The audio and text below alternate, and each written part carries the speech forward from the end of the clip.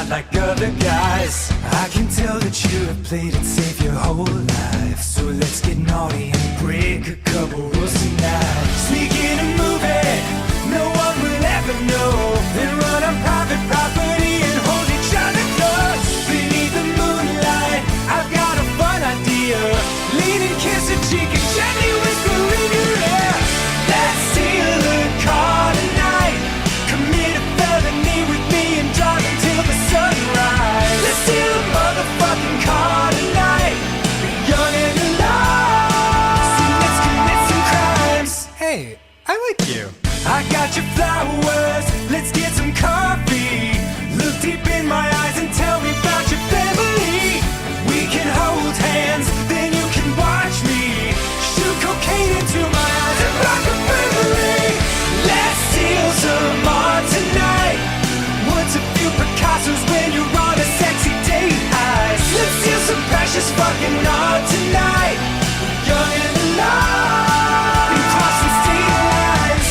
Or, we could go a little more traditional. Go for a walk, watch a movie. Actually, there's a really nice flower exhibit at the Botanical Gardens. Ninja Brian was just telling me about that last week. He loved it. Wait, you know what? Fuck it! Let's kill some guy tonight. We're holding hands and laughing while we shank 'em in the starlight. Let's take a motherfucking life tonight. Young and alive. Which I can see for that guy. Yeah. Let's kill 5 guys tonight. Then share a cherry cola while we blast a savage drive-by. Let's kill 10 guys tonight. You know what? First date, let's pump the brakes on the murders. Let's kill 5 guys tonight. I'll take you back to your place and we'll craft a perfect alibi. Man, we had fun tonight. We're young and alive. And you can call me anytime. Good first date. Want to do it again next week? No? Oh, all right.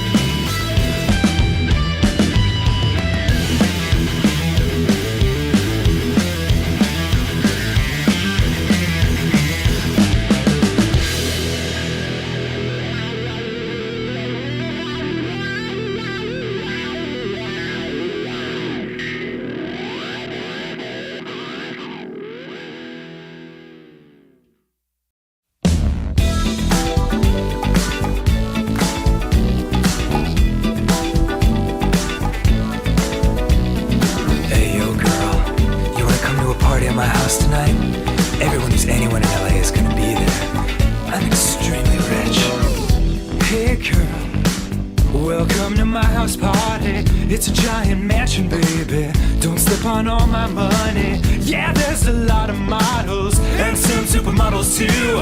Don't touch my diamond fridge, it costs more than the country of Peru. Seduction is like a game of chess, and I'm a queen.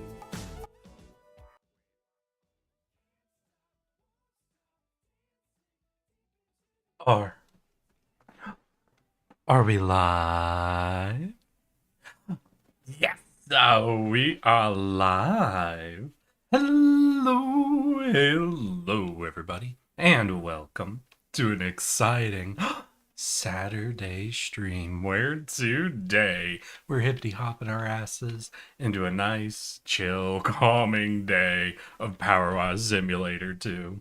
After my horribly embarrassing showing at Deep Rock Galactic Survivor yesterday and our high stress stream of RV There Yet on Wednesday, I figured today would be a good day to just chill out and play a nice, calm game that we could just yap and Brainrot to. But, before we get into all of that, I have a simple question for all of y'all. How have your weeks been? How are your weekends shaping up to be? And most importantly, how are we all doing today? I'm having a pretty good day. Got up to some Twitch work this morning. That's right. I got in and did a little bit of an edit to one emote. So for those who are interested, I did update the actually emote that Rytip made for us. I added a bit of a white feathering outline around the words so they might actually be visible now. And I added a brand new animated emote, also a gift from Rye, that I think some of you might find interesting. So I hope you all enjoy. How are you all doing? How's everybody? Tell me about your weekends, y'all. We're almost out the other side of it. We late on Saturday. So unless somebody's got some Sunday plans, I want to hear about your guys' weekends. I didn't get up to much. I have been absolute failure this weekend, honestly. Got a few job things I got to look into, get shit written up, send out applications, that sort of stuff. But I did get a text from my mom last night. Apparently she caught the Yap session from last stream, and she wanted to tell me why I watched Gattaca as a kid. Apparently, now y'all might not know this. Hi, Clizzard. But my sister, my older sister, that I've talked about a couple of times, actually works as a genetic consultant, meaning she's the person who will, like, as one example of a thing she does, she'll take like a genetic look at two people planning on having kids together and will tell them the odds of certain diseases or defects or things cropping up and giving an explanation of the best ways to deal with, work around, or adapt to them, that sort of stuff, you know? Basically, genetic consultant. She looks at any sort of inheritable disease. And apparently she got really into this when she first saw Gattaca, because that's sort of a big premise of the movie. In Gattaca, there's this big focus on basically genetic consultancy, like determining and engineering and all this stuff. And only those with the perfect genes really have a future. And those with bad genes are sort of relegated to second-class citizens. So apparently my sister really loved this movie. And my mom said, if you ended up watching it, I don't remember you seeing it specifically, but it was 100% because your big sister had control of the TV and was watching the movie again. So apparently it was because my older sister was really into the movie, is why I saw it as a kid. Good luck, good job. Hi, Clizzard. How you doing, my guy? How's your weekend been? Welcome, welcome. I finished the script I finally began working on. Hell yeah, Sour. How you feeling about your script? Knowing how long you're going to be doing the video production on this one? And is this one you're finally going to share with us? You keep making videos and not sharing with us, Sour. And it makes me jealous and sad. I worked 3 a.m. to 11 a.m. both Saturday and Sunday. I get Monday, Tuesday off. At least you get a weekend, even if it's a weird one, fail. And you know the real upside of having like a weekday weekend sort of thing is you do get to go out and walk around in places like parks or whatever and not have to deal with crowds. That's your one upside, I'd say. You also get to go to like banks and the dentist without having to miss out on work. Why are so many service businesses open at the normal office hours time, you know? I just feel like you would really expect the like not to say people who work off hours don't shouldn't also be able to get services done, but it just feels weird that the default hours for like service businesses, things like the bank, things like dentistry, things like auto repair shops, right? Why they sort of match normal office hours. I just feel like they would want to be slightly off. Like you would want them to be like 3 to 4 hours off from office hours. So they have a window for people who don't work an office job because a lot of people don't work office jobs.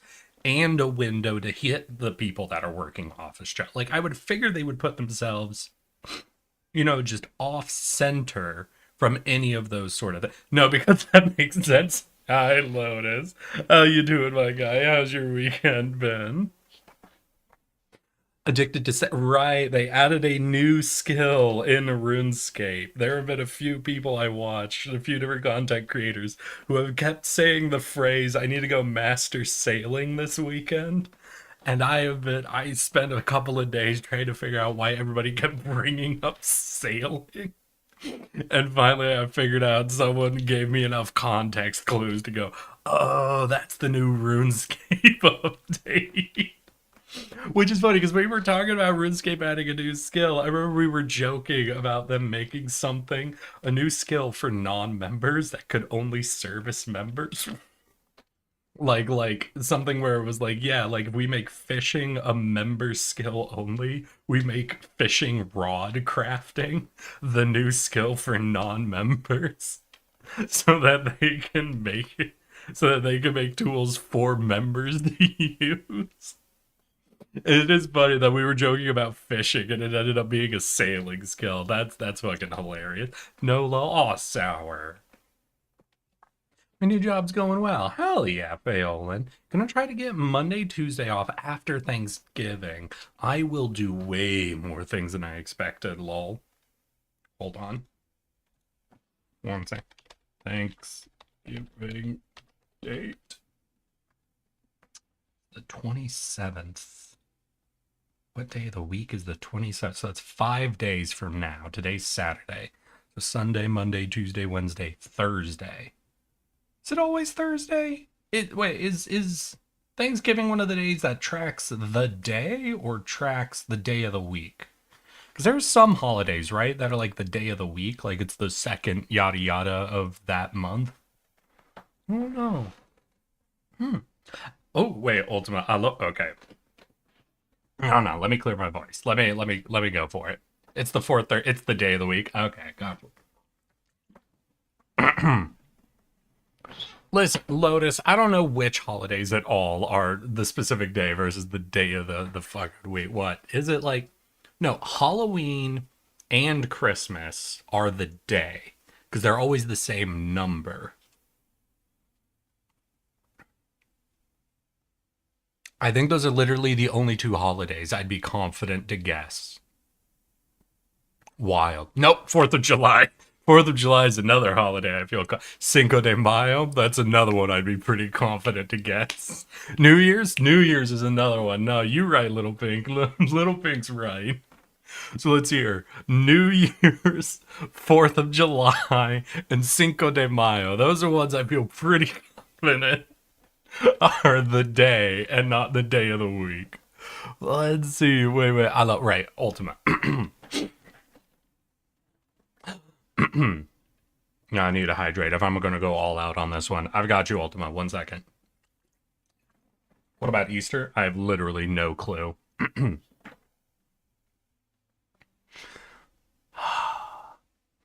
Hello?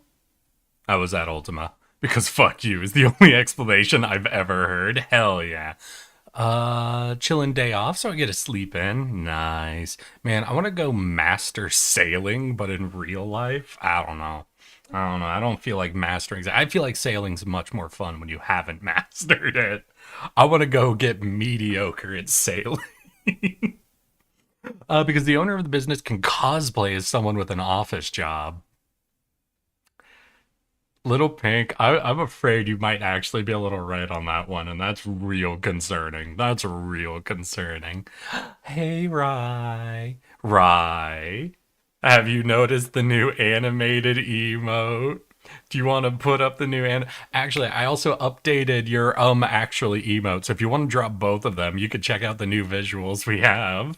New emotes for people. I updated the actually to give it a little bit of a border so the words will actually pop for all of you using the dark background. Fishing was already a skill. Yeah, I know fishing was already a skill. We were making a joke about the new skill, Little Pink. Day of the week, day of the week. Man doesn't know that Thanksgiving's always Thursday. That's why I don't keep track at all. Those three are right in the name. Yeah, you might have a point there. You might have a point there, V. Easter is always Sunday, but it's based on a lunar calendar. Oh. Take a shot every time Eric clears his throat. I'll kick your ass, Rye. I'll kick your ass. Yep, looks fire. I just realized something funny about my current OBS setup. So, because I set up my OBS session before I updated the emotes, I don't think I'm seeing the emotes. Wait, one second. Let me actually go to Twitch itself. Hold on. Let me go to my channel. Mute this so I don't hear myself. Let's look in chat. Oh, yeah. Yep. Yep. You guys have been using the emotes.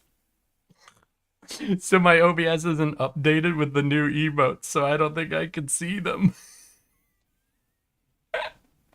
Hey, terribly sorry, Rye. I don't think I could gigantify that because I see you did a gigantify redeem and then the image is blank.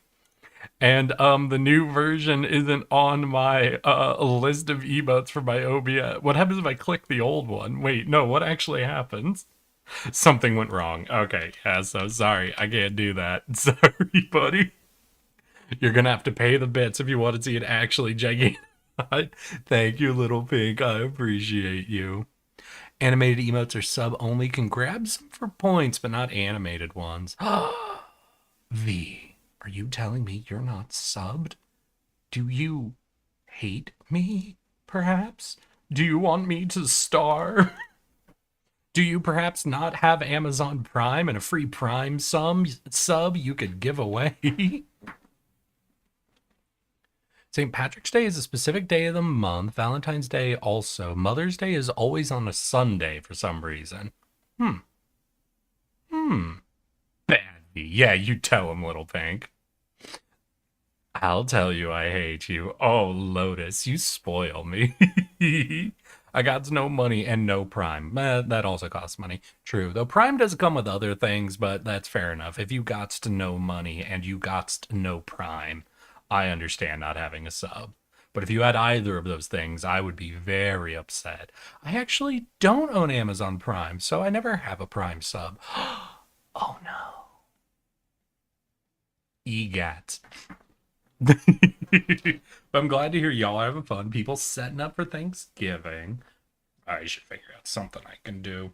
Oh, y'all, I did the cringe thing again. I went out and I bought another 10-pound roll of ground beef. I got it quartered off into 10 fucking sandwich bags. And I got those in the freezer. I made egg and beef fried rice 2 days ago with my first pound. And I'll probably rotate through a lot of my usual recipes, But let's hear what happened with the last bag. I never reported, so I ended up giving up trying to do a new meal with each pound, unfortunately. I did get through all 10 pounds, but I had to throw out 1 pound. I ended up having to throw out 1 pound of the ground beef I bought. So what happened was I got through all the first 5 pounds, no issue. I got into the last 5 pounds, and admittedly, I wasn't getting through them like back to back to back. There were a few small gaps in between, but it was the third from last pound. I left in the fridge, and normally I would let that stuff thaw out for like 2, 3 days essentially. Then I would get it in a go. And the first 5 pounds had all remained fresh when they went from like frozen to thawed out for like 3 days. But it was the third to final pound. After the second day, all of the meat was gray after thawing for that long, and I didn't trust it at that point, so I threw that out. So the last 2 pounds I only let thaw for 1 day before I used. They stayed pink. I was able to use them. There were no issues with it. So it seems like with it frozen, I can't get through the 10 pounds. I just gotta, once I'm to that last few pounds of it, I gotta work on a narrower thawing window to make sure none of the meat goes gray on me, you know? Let's see here. I am down to 4 characters to get full affinity with in Hades 2. People have been popping off with Hades 2. It can't like it did its full release a little bit ago, right? I thought like a month ago was the full release. Was there an update or anything that caused like because I've been hearing more about it recently this week. So I don't know if there was an update or something happened this week specifically. I also legitimate only use Amazon for wish lists. I give my mom options for presents. Hey, that's fair, V. That's fair. Understandable. Oh, Eric, meant to ask you which channel should I post some clips? Because I was playing DBD, got funny drift is Billy. So if they're gonna be your own clips, let me see. I wouldn't post them in Eric clips. Meme it up is probably a solid option. Though, if you're like pulling them from your channel, like if it was from you streaming, I might put that in self promo. But if it's just like clips from you playing, I think meme it up would work for almost anything, my guy. Me do words good. You do words good, V. I think a month or so ago. No real updates to my knowledge. Gotcha. So we're just at the point where people are getting through a lot of the content, I imagine, are reporting their wins and losses. Still, that's very exciting. Hope y'all having fucking fun. I was chatting with a couple of buddies last night, and one of them was talking about Hades. I ended up recommending to them Hell Clock, which we had played. That was in that style. But I did have to acknowledge, I think I can't really place my finger on why, but I tend to like the Vampire Survivor styled Bullet Heaven games a little more. You know, Vampire Survivor, Death Must Die, Hall's Torment, Deep Rock Galactic Survivor. I tend to like that grouping a little more than like the Hades 2, Hell Clock, those groupings. And I don't know exactly what it is. It might be something where in those games your combos tend to get a little more wild, but I'm not sure. Initially, I thought it was something about the other ones feeling less like progress oriented, like you're not really progressing through the map, you know, you're just sort of playing in the space and trying to build around it and like that. I didn't know if it was the play session time or something, but I do know I prefer those styles to like the Hades styles ones. Not to say I don't like the Hades styles ones. It's just definitely when I'm splitting hairs on which one gets top billing for me, it'd be that grouping, but I don't know. I couldn't really put my finger on it. Purely vibes, I guess. Nah, not streaming, just playing. Good. All right, then I'd toss it into the meme it up channel. Is probably your best place to put things like that. Though if you really want to put into general, I'll allow it as long as you don't make it a regular thing. I do try to keep a lot of images and videos out of general to a certain degree, just to let that be a little cleaner text channel for people. But I don't mind it if it's just like a rarity sort of thing, right? All right, all right. Anything else? Anything else to chat or talk about? I don't know. So I've got one thing, but it was a bit of an argument. So I don't know if y'all would be interested in having an argument with me. What do you guys think? Do you guys want to argue with me about something? Hmm. You guys want to get into the controversial section of stuff? It's about streaming and content creators. It's a bit of a meta discussion about like what they should or shouldn't do sort of stuff, you know? Thing I like about the most of Hades is the finite end. Like there was a story that ends, there's a lot. Oh, I can definitely understand that. I feel that I got into idler games for a little bit, but I found I didn't like a lot of idler games. The ones I really liked included one called Wizard Tower and Magic Archer, where the game is like you're building up to a grand finale sort of a thing.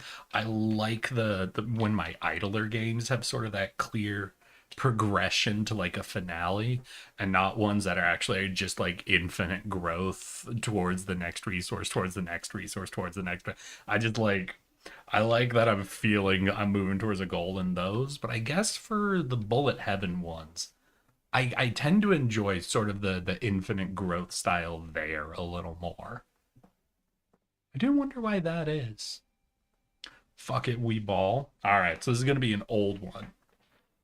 All right, Rye. Right. For everybody in chat, feel free to blame Rye on this one. Rye is the one who said fuck it, we ball. So quite a bit ago, a while ago, the famed or infamous at this point streamer, Pirate Software was getting in trouble for a lot of different things. A lot of different things at the same time. And one of the things that was brought up in a few different discussions was about Pirate Software apparently cheating. Have you seen his mana? Yeah, I know that one. Yeah, I remember that one. Was about him cheating at puzzle games. I heard he worked at All right, all right. If you guys got memes you want to get through, you can get through. Because this is actually an opinion I have where I felt like of the things piled on, there was one item that was brought up quite a few times that I found myself feeling like I don't really know if that goes on the pile. He cheated at Outer Wilds, and there's the one, if I'm being honest, I don't really care about. So there were a lot of like interpersonal things. There was a lot of weird things. Yeah, we have, Lotus. We have.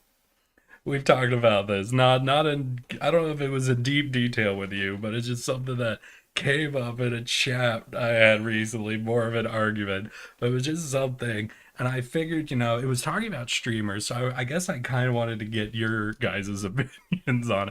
All right, V, no, that's fucking wild. That's perfect. I love it. Blizzard. Blizzard.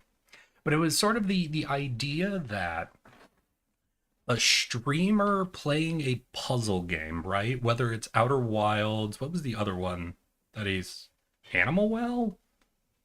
What was a big one recently? What is it? Blue? Am I actually forgetting this? Blue something? No, what was the big puzzle mansion roguelike game? Blueprints, blueprints. Thank you. Thank you. I'm fucking clicking into my Steam library, scrolling like, when did I last play this game? When did I last play this game? Yeah, blueprints. Like any puzzle game like that. Apparently, one of the controversies that came out for Pirate Software is that he would play these puzzle games, and then if he ever got stuck on a puzzle, he would pretend to be thinking about it and would essentially just look up the answer to the puzzle, look up what to do next, like on a different monitor, come back and pretend like he solved it. And I remember when I heard about this, when I was hearing about like him getting into arguments with people IRL, him lying about different things he had done for work or other things like that, him being a pest to other streamers, stuff like that. Then I heard Andy cheated at a puzzle game. I remember initially being like, I don't really care. I don't really care about that. And I realized I have this sort of opinion for what a streamer is ultimately, right? Because in my opinion, if you're live on stream entertaining people, you're generally, out here to entertain people. And I could see myself say, you all know I'm incompetent at puzzles. Luckily, I've never tried to play myself off as being good at puzzles, but you guys know I'm incompetent at puzzles. So I could see myself if I got into a puzzle game and I was stuck on, say, a single screen for an hour. Yeah, why play the puzzle game if you're not going to solve the puzzle? Just yap at that point? Well, to be fair, that is what a lot of people do over top of the puzzle games. But say you commit yourself to doing a puzzle game, and especially the first levels are easy on it, then you get to a puzzle that's legitimately a stumper, and you're bad at puzzles. And you're there for an hour to the point where you are basically just doing a yap session over top as over top you're chatting and it's like just nothing is happening on screen. The point is internet points as a streamer. So what I'd say is like, and obviously this isn't necessarily the exact situation, but to kind of paint where my logic comes in is if you're at the point where you believe what's happening on screen has become dull and you want to move on from it and you decide to just look up the answer so you can move on to the next part of the game, I feel like that's very fair for a streamer to do. I feel like that's whatever. And if you're somebody who your caricature of yourself is being super able to solve puzzles, so you're bullshitting your ability to solve it, I don't think you're going to get away with it for very long. I think if every time you're at a hard puzzle, you pause, you hear distant clickety clacking, and then you've solved it instantly, I think it's gonna get figured out pretty soon. Now, what I do take issue with is I heard that once he was found out, he didn't behave in a way. If you're gonna do that, and someone finds you out, you just gotta be, oh yeah, hell yeah, nah, dude, I'm an idiot. I was never gonna solve that puzzle. Of course, I looked it up. You gotta own it. You gotta own it. But I don't know. I can't find myself to feel personally like I would care. I don't know. Ultimately, a streamer's main job is being entertaining. There's a lot of ways you can pull it off. And if you decide you want to be doing a bunch of puzzle games, fully looking them up beforehand and blitzing through them without actually solving them, I feel like that's definitely an approach you can take. Like, I know, wasn't there a girl who got famous for doing games blindfolded? And it took people a really long time to figure out she had been cheating the whole time. I remember hearing about that. But I don't know. I come from just the opinion that if you want to play that style of being an entertainer, I feel like that's fair, but you have to accept if people find you out. To be fair, Eric, he made Heartbound where the whole game is about Pirates OC being always right. That I'm not defending. You want to do your fucking plug-in character? Then it's whatever. Like I said, there are a lot of legitimate reasons, I think, to criticize. But there are many reasons to legitimately criticize Magnet software.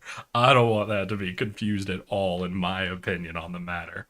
My sole opinion is that ultimately everybody who's a streamer is either A, playing a character, or B, doing a caricature of themselves. Whether it's just as simple as filtering out some of their swear words that they would normally use so that their content isn't pulled from YouTube, or fully playing up certain aspects of themselves or sandpapering off others. It's just, I think anybody who's streaming to some degree is doing some level of performance. They're trying to entertain their audience. And I think legitimately, if someone's going to just look up the answer and try to play it off, I don't feel like I would hate. I don't know. That just feels like not the ultimate thing to try to lambast someone for. Lucky for me, all of you already know I'm incompetent. And I think I would be too angry at a puzzle I wasn't able to solve to calmly look up the answer. I would be berating all of you and would have myself streaming on screen looking up the answer and talking about how bullshit it was the whole fucking time. And y'all would be laughing your asses off. But luckily, I'm an idiot, and I've never played myself off as anything but an idiot, so it makes it easier for me. Sorry, ads will be back in 40 seconds. Gotcha, Clizzard. Didn't you play that for like 2 or 3 weeks? Yeah, we played it until we got the first ending, V, and I was not engrossed enough to go for any of the further details. For in-game cheating, the problem for Pirate was that he did it to come off as a genius gamer. Yeah, that was like his character, right? That he was being, which combined with other aspects showing how low he would go as fraud and false expert. Why play the puzzle if you're not going to solve the puzzle? If your character you're playing is, being the guy who knows everything, I could see why you play a lot of puzzle games, even if you can't really solve them. If you cheated for the sake of getting through the game or entertainment value, that would be fine, but he did it to make himself look smarter than he was. I agree, Clizzard. My argument is that the character Pirate Software is playing is his OC, right? Pirate Software streamer personality was the always right OC version of himself, you know? So I would say that was his entertainment value, was being that character. So if we say it's okay to do it for the entertainment value, in my opinion, I feel like maintaining the character is part of maintaining the entertainment value. Why does he cheated in a puzzle game feels like the equivalent of a chess tournament where someone lost and blamed it on anal beads? That was a good one. Listen, my opinion, if someone cheats in a professional setting using anal beads, that should be allowed. That should be added. What? No one thought of the forward pass in football, then it got incorporated and it changed the games. Let chess anal beads be a new meta.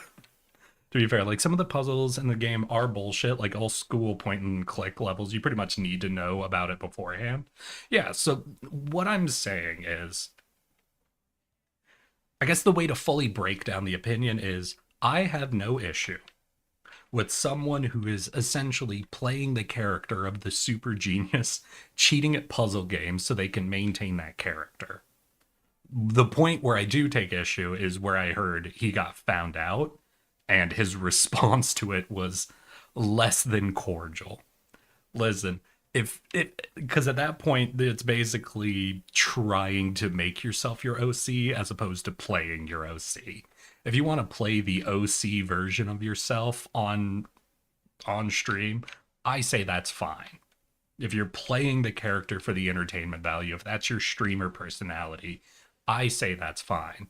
But when it comes down to the getting found out portion, you've gotta throw your hands up and say, caught, that's true, I 100% cheat. And then for bonus points, you should tell them exactly all of the games you've cheated in.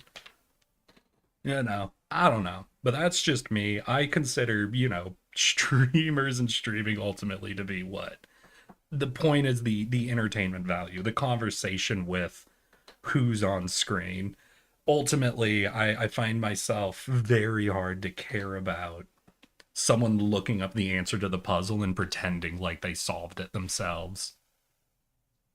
Have I looked up the answer? I think I didn't look up the answer for anything in Blueprints. To be fair, we had a couple people in chat who were determined to tell me the answers to some things in Blueprints. I also failed to solve a majority of the puzzles in Blueprints. I feel like I have to have looked something up, though I don't know what game it would have been for. I'm remembering Persona. It was Persona. I remember being told at one point that Persona had multiple endings, and then if you fucked up during certain conversations, your game would end significantly earlier. Basically, I heard there were dead end points halfway through the game. So I ended up looking up which branches would end the game early. I avoided looking up anything for getting specific endings. As y'all remember, I got apparently a very boring ending, and you guys made me reload and talked me through how to get to the fighting god ending. But I did look up early conversations in the game so that I could avoid making choices that would fully, cut the game off halfway through. Because for me, I'm like, if the game ends and we miss out on half the content, that's pointless. That's a pointless waste. So I'm gonna look these up ahead of time to make sure I don't fuck up aggressively and to end the game like 10 streams before it was supposed to.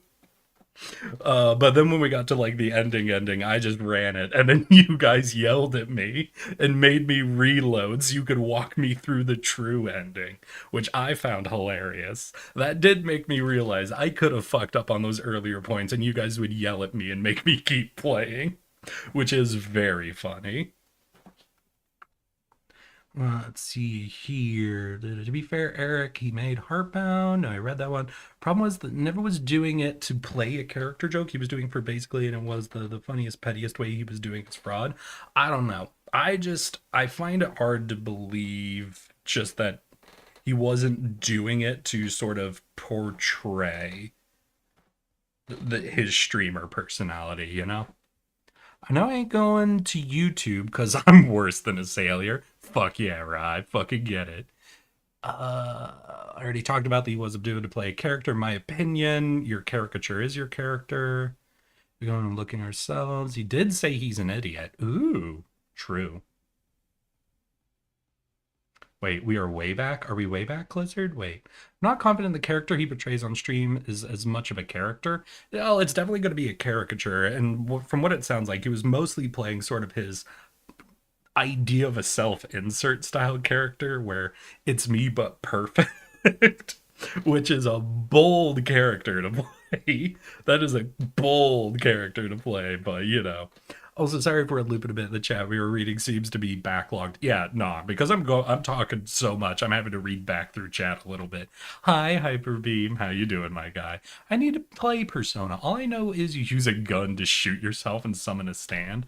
I have no clue which Persona that's in. I don't think that was in the one we played. But yeah, so I guess now I ask you guys the question.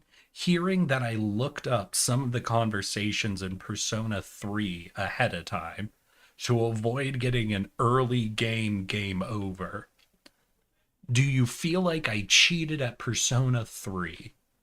I'm pretty sure that is Persona 3. Now, there is a character with a gun, but I don't think they shoot themselves. Cancel him. Exactly. This is where I figure out if I'm canceled, essentially. Chat, let me know if I'm canceled. I'm going to look up Persona game where you shoot yourself?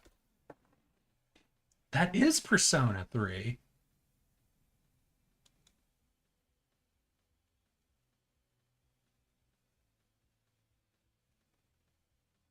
I don't remember that character shooting themselves. Oh, well.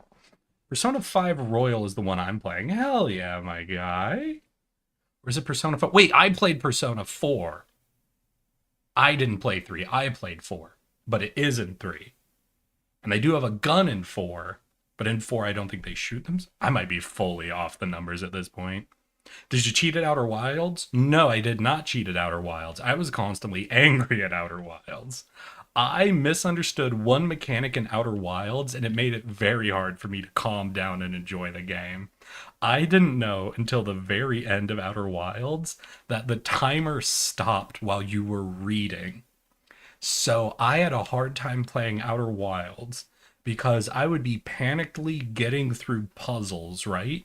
And then my reward was the lore. But to me, it didn't feel like a reward when I would get lore, because I'd be like, fuck, I have like 30 seconds to read these 8 goddamn lore tablets, so I'm panically running between them, trying to speed read them, having an aneurysm the whole time. And it wasn't until the very end of the game I found out while you're reading, time pauses. So basically, I couldn't enjoy Outer Wilds in my playthrough of it because I was constantly anxious.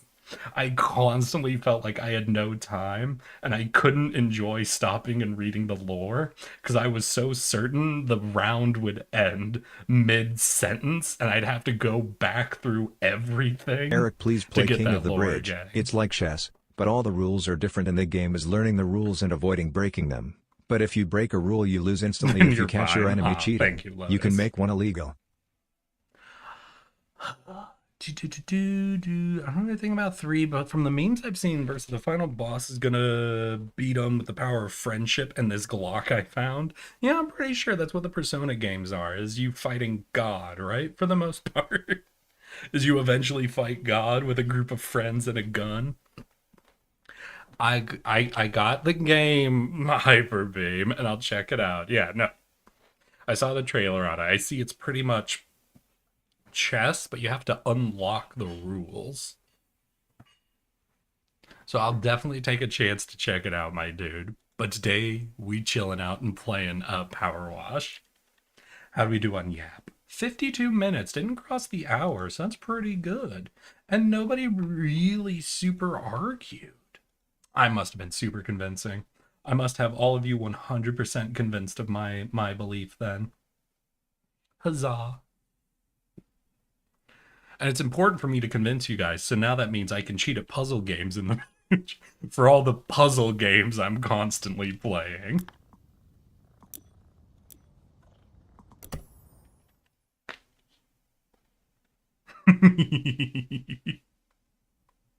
Oh, and for those who didn't see the thumbnail for today, I got my copy of Pokemon Silver battery fixed. Oh, yeah.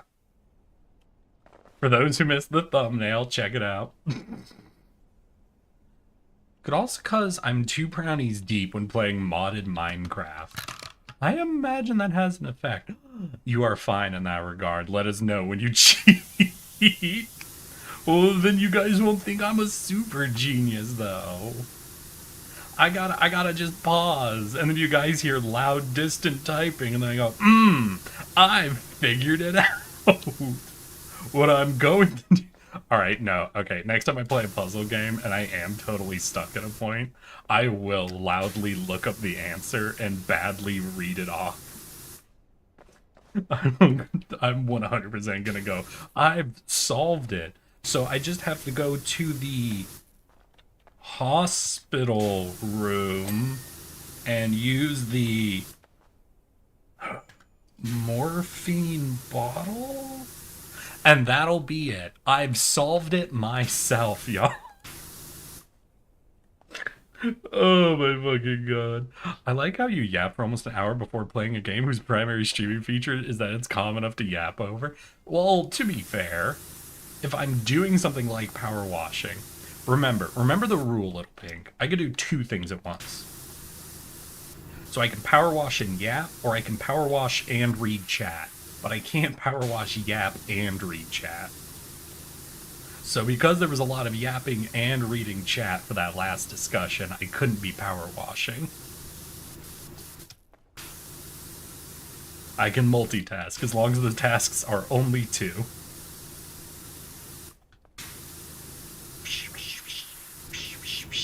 Washing everywhere.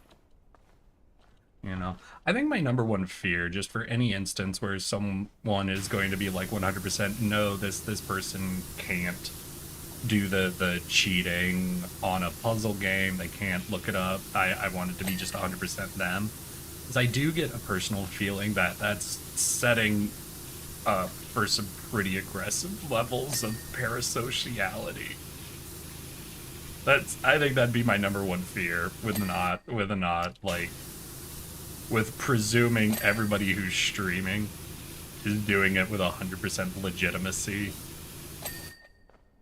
And I feel like the way I see it as people all doing either characters or caricatures of themselves. So it's like, you know, it's not 100% the person in 99% of cases. Maybe if they have 5 or fewer views. Listen, if you've got 10 or fewer viewers and you're being 100% authentic, that makes sense. Anybody who crosses the line to like 100 or more viewers, I'm gonna be relatively confident they're doing some level of self-caricature.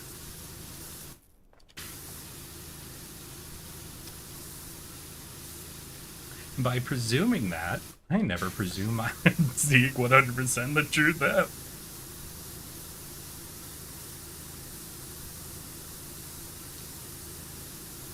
Basically, what I'm saying is, if you guys want to be parasocial for me, that's fine. Bonk. Give me your money. I'm sorry, Azzy, did I miss something? Last year, I could finally be here since I don't have work tomorrow. Fuck yeah, Azzy, you got Sunday off? Do you also have Thanksgiving off? That's the big day, obviously. Hell yeah, but I'm glad. Is the game supposed to keep flashing or be flashing orange? Alright, I'm gonna look at my OBS.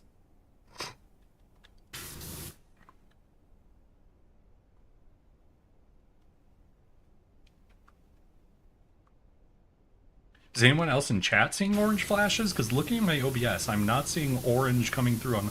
Oh, yeah, so when I press Q, it shows me where dirt is. Now I see what you mean. So yes, and I obsessively hit Q constantly while I'm playing the game. So if you want to know, orange is where dirt is. You might be saying, hey Eric, isn't it obvious where dirt is? Why do you keep hitting the button? Because when you get to the end of a clean, it can be pretty tricky to see where some dirt smudges are. So you start hitting Q obsessively. And once you start hitting Q obsessively, it sort of becomes part of the habit of cleaning. So even when it's very obvious where the dirt is, you sort of just keep hitting Q. And because you're not normally streaming when you're playing it, you're just sort of playing it. It doesn't really register for you, so it's just how the game looks. But in retrospect, if someone was to ask you about it, you'd suddenly realize how bright and flashy and annoying it must be to deal with constantly. And you'd start forcing yourself to not hit the button no matter how much you want to hit Q, because it's how you play the game normally. I hope that answers your question, Blizzard. Fuck! Oh my god, y'all really learn my... You see, this is why I would never cheat at puzzle games. Because even if I solved a puzzle normally, you guys would expect me to be cheating. My fucking dumbass. Y'all would see me solve a basic, like, first grader puzzle in 5 seconds and be like, no way Eric could have figured that out.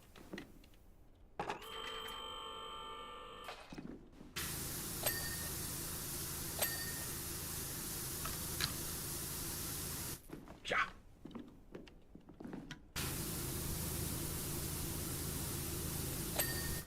There we go. Clean owl. No, I think I'm gonna just do the whole fountain. Man's probably cheating in Power Wash. Yeah, y'all seeing me cheating, fucking hitting the Q button every 5 seconds until someone brings up how annoying it is. Wash, wash, wash. Wash, wash, wash. Washing, washing, washing fountain.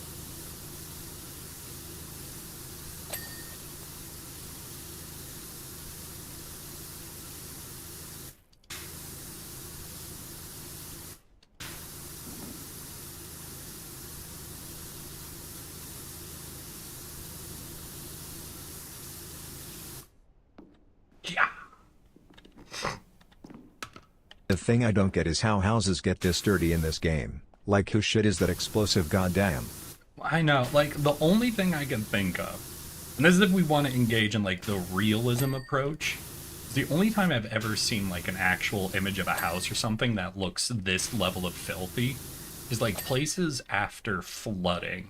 Because flooding can bring in extremely dirty water that after the water recedes or dries just leaves, like, a solid layer of deposit behind.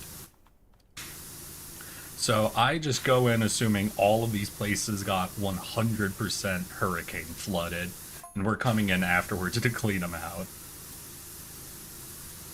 Now, some of the vehicle levels do make some level of normal sense.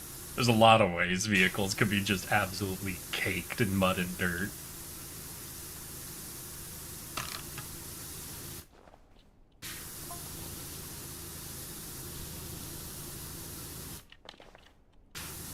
You know what I was very sad about this Halloween? So while I was working at Not Scary Farm, there was one point where somebody rolled in and they had like a clown costume on, but they put on this brown overcoat and they started making jokes that they were Willy Wonka, and it did have a bit of a Willy Wonka code energy to it, you know? And I was sad because I never saw anyone anywhere for all of October claiming to be the unknown, and I wish the unknown had taken off much stronger in our zeitgeist. I wish that had become a much more viral meme than it did, because the unknown is the funniest shit in the world, and I love it. For those who don't know, the unknown is, of course, the evil chocolate maker who lives in the walls of Willy Wonka's factory. Hey, maybe Lotus could tell you. Lotus loves the unknown.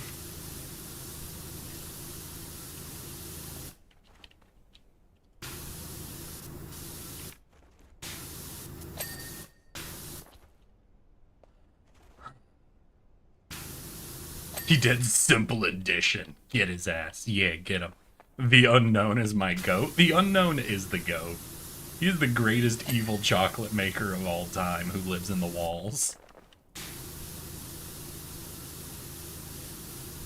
It's the unknown.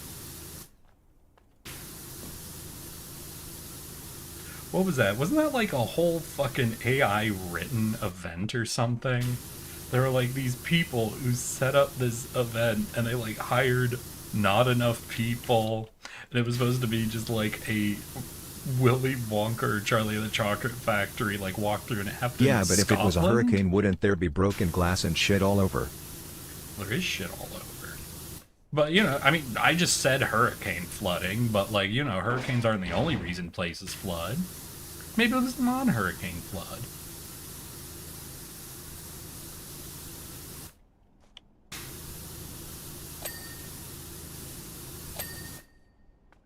Hell yeah. Fountain is nice and clean. Well, I think we can leave. What do we got?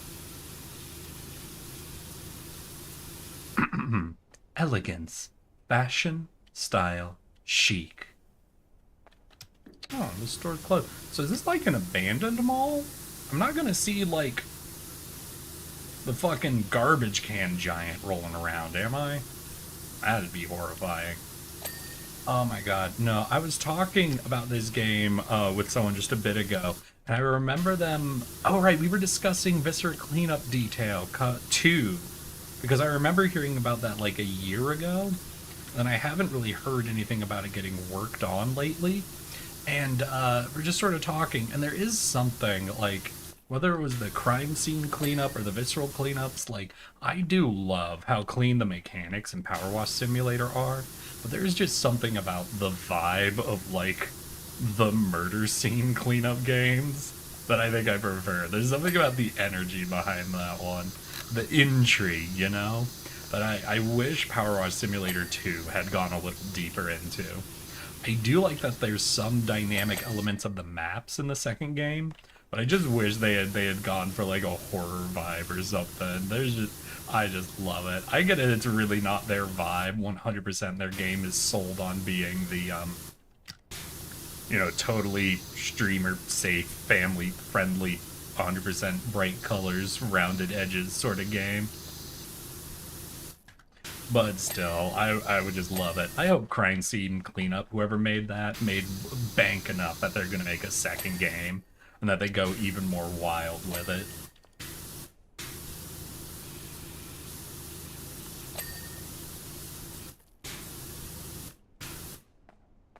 I don't know, what would be more exciting, like, cleaning scenarios? Viscera and Crime Scene are pretty interesting. I really like those. I do wonder if there's something outside of the murder realm, which would bring, like, the same level of, like, really good intrigue into it.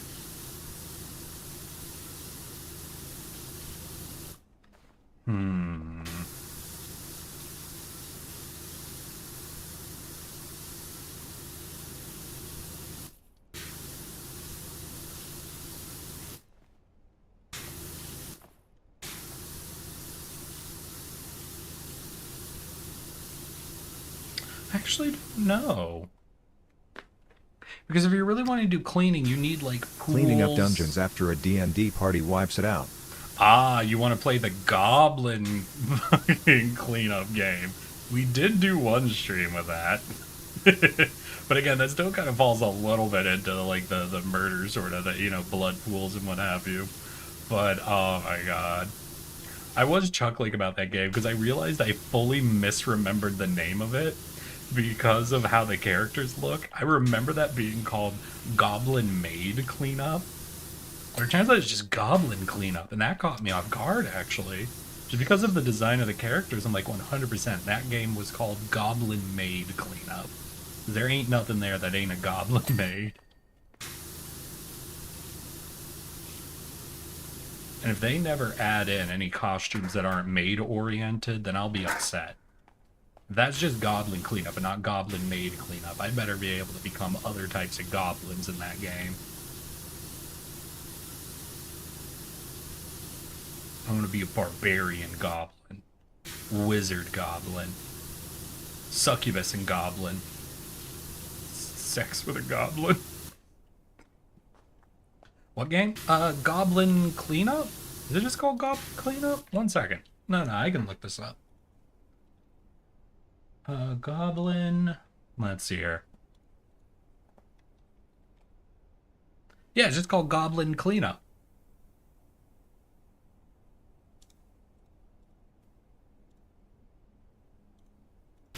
Yeah, it's just it's basically like the crime scene cleaner, eviscerate cleanup detail. You go through a dungeon, you pick up, you know, body parts, you rearrange the furniture, you mop up blood, what have you. You calm down the monsters.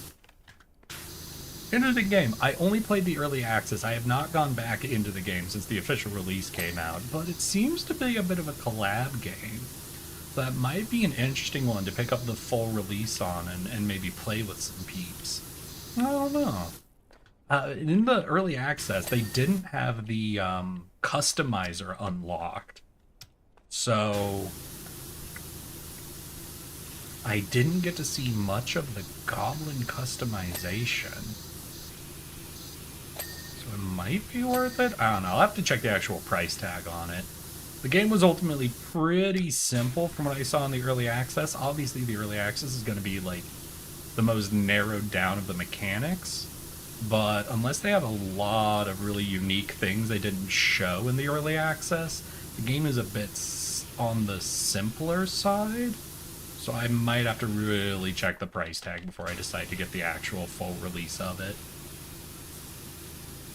But that is fine. That being said, I'm not really into this kind of game. What? You don't like watching me wash things up? Look how clean it is.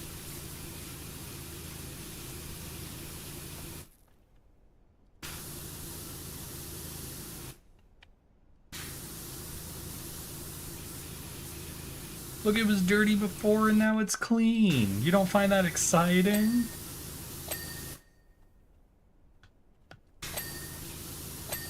There we go. That's all that. Remember we walked in, everything was all caked in mud. We weren't even sure how a place could get this dirty. Then I cleaned it up and now look. The fountain's clean, all these stores are clean. Victorious. I'm more into story-focused games or games with combat. Ugh. What a fucking gamer you are.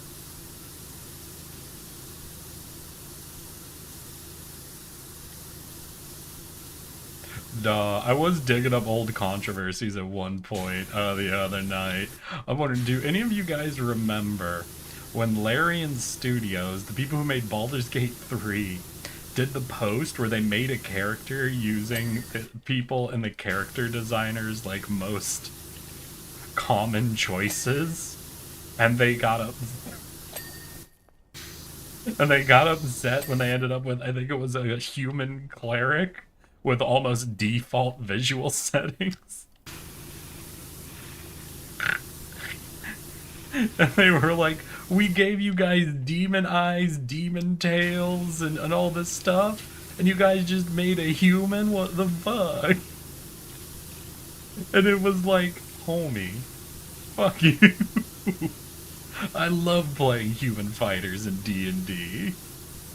No, in truth, in 5th edition, I loved making human characters. So the real reason was I liked the mechanical variety you could get out of the human variant that you couldn't get out of a lot of other races.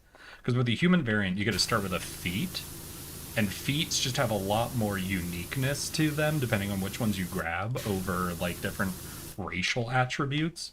So I would love going with humans so that you could take something like Tavern Brawler off the bat, or like Skulker, or just something that gives you essentially a unique set of mechanics to play the early game with.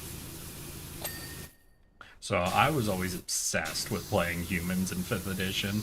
So I was very personally, I didn't give a shit about them saying like, why do they look like a vault dweller? I'm like, why are you coming at us for picking humans? You don't get to use the demon eyes and tails if you pick the human race.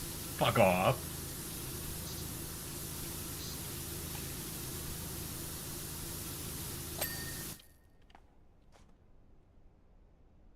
John White male human. You got so many options you can pick from. Even flower is your favorite flavor. Hey, you got a problem. The fact that people think of vanilla as being plain is the real problem here. Vanilla is delicious. Ain't none of you ever had unflavored ice cream, and it shows.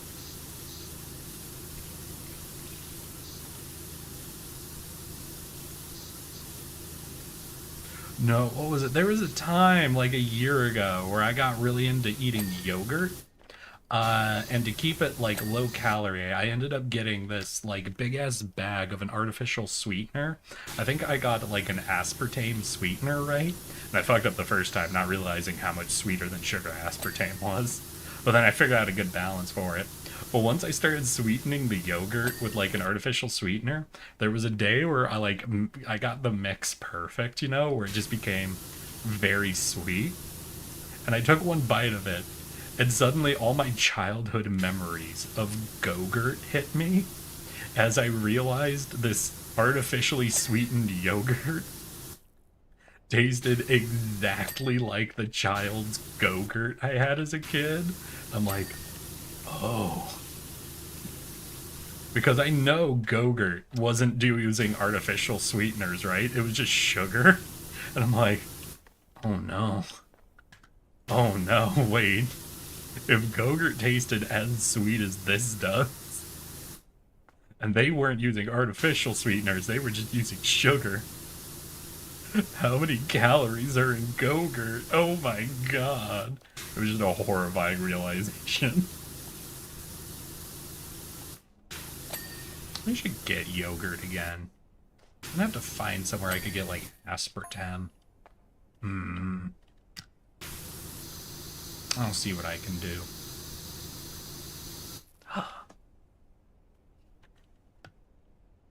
Let's see here. I'm the stereotype. I'm the gay bitch that goes tiefling. I thought it was bi bitches who always go tiefling. What's the other joke? They also don't know how to sit. Though, from what I've heard from my bisexual friends, that one's actually true.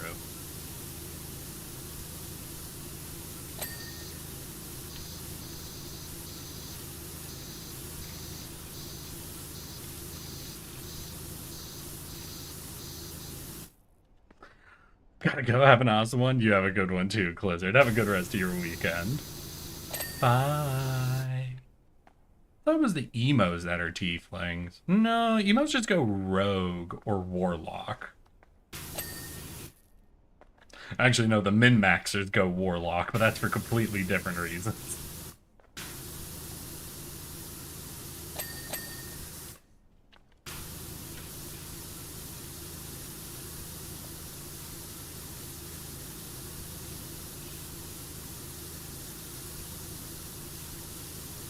Yay! There we go. We get all these stores nice and cleaned, and we'll avoid ever looking directly above ourselves so that we can fully ignore what sort of a mess is on the roof. If anyone watching the stream right now looks at the top of the screen and looks at the roof, I will ban you. We're not acknowledging what happened to the roof, okay? None of us are. If any one of you I find out's been looking up, you'll be in trouble. I'll sick the mods on ya.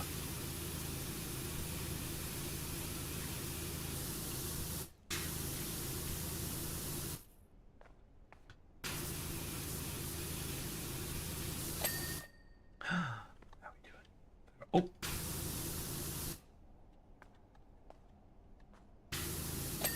Hey, got it. Hell yeah. Take care. Shit, I go Warlock. Alright, so are you emo or a min-max or hyper beam? Why do you go Warlock? Oh, right, I had that turned off so I could take the screenshot for the thumbnail. God dang it. I'm like out here going, why can't I see my crosshairs?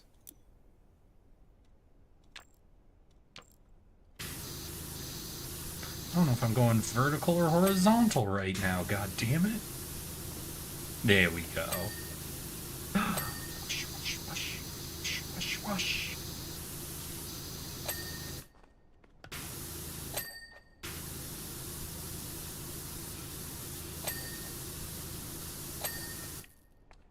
Just love how much creativity you can use to reflavor them. That is true. I do think the Warlock class sort of lends itself to the highest level of, like, easy variety.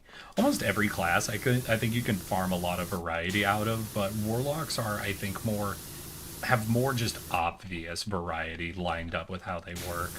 Because, you know, you get to pick what sort of a thing you made a deal with, what your deal was, how your magic works, how you accommodate for not always having your magic. There's just so much, like, character choices that comes in with a class that a lot of classes just don't have built into them. Warlock best class. Which means for me, for loving high early game variety, obviously the only choice is human Warlock.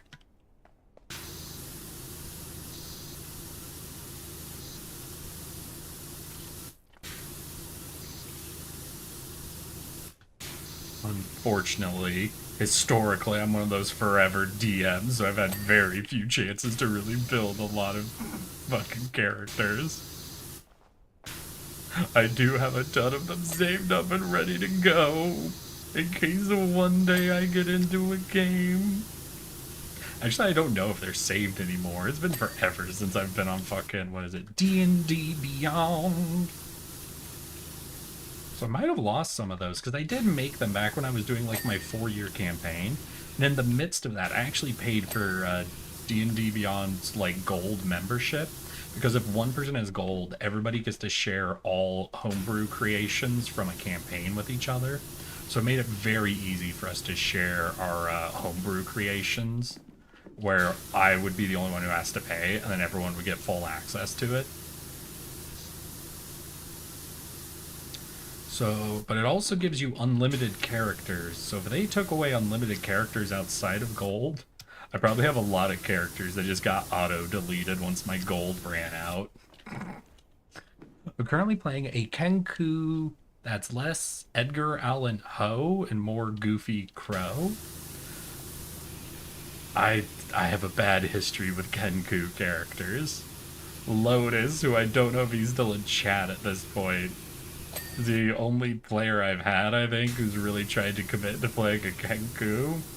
And he gave me very quick horror stories with Kenku.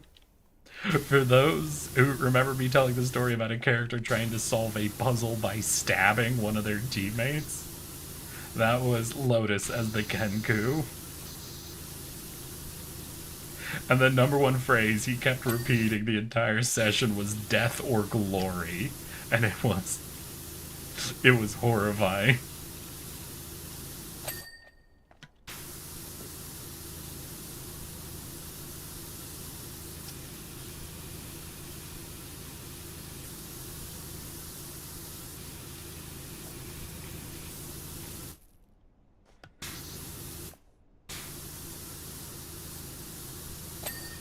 I ended up making up a feat just for him after that session called Death or Glory.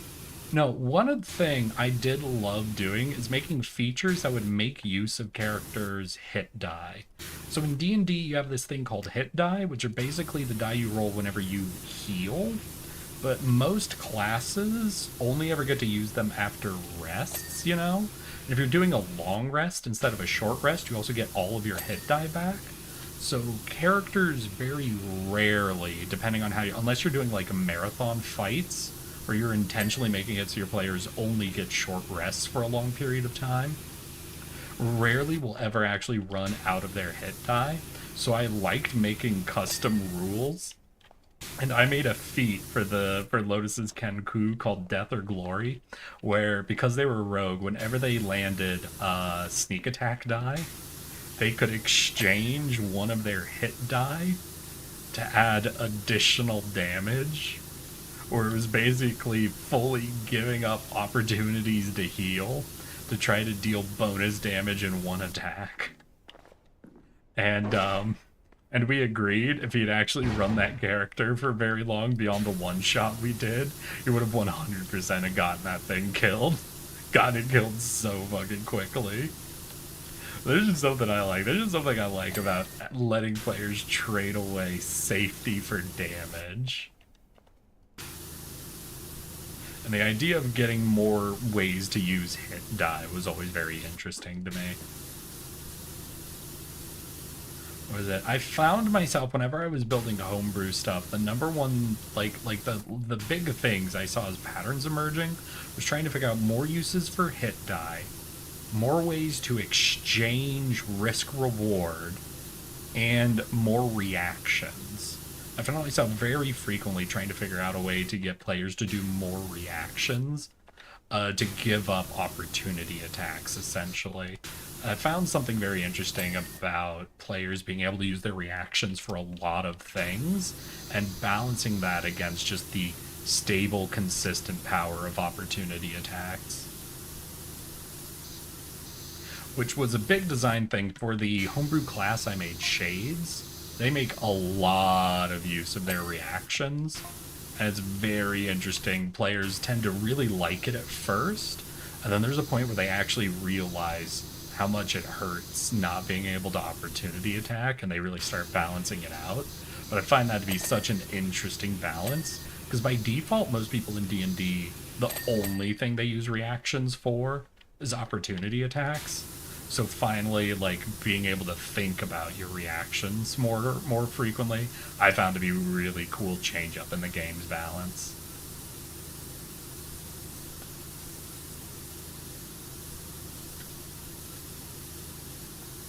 Especially when it finally lets you have characters run past the front line and attack the wizard. That's always fun as a DM. Ain't nothing better than when you get to let people just run past the front line straight at a wizard. Squishy, squishy, squishy.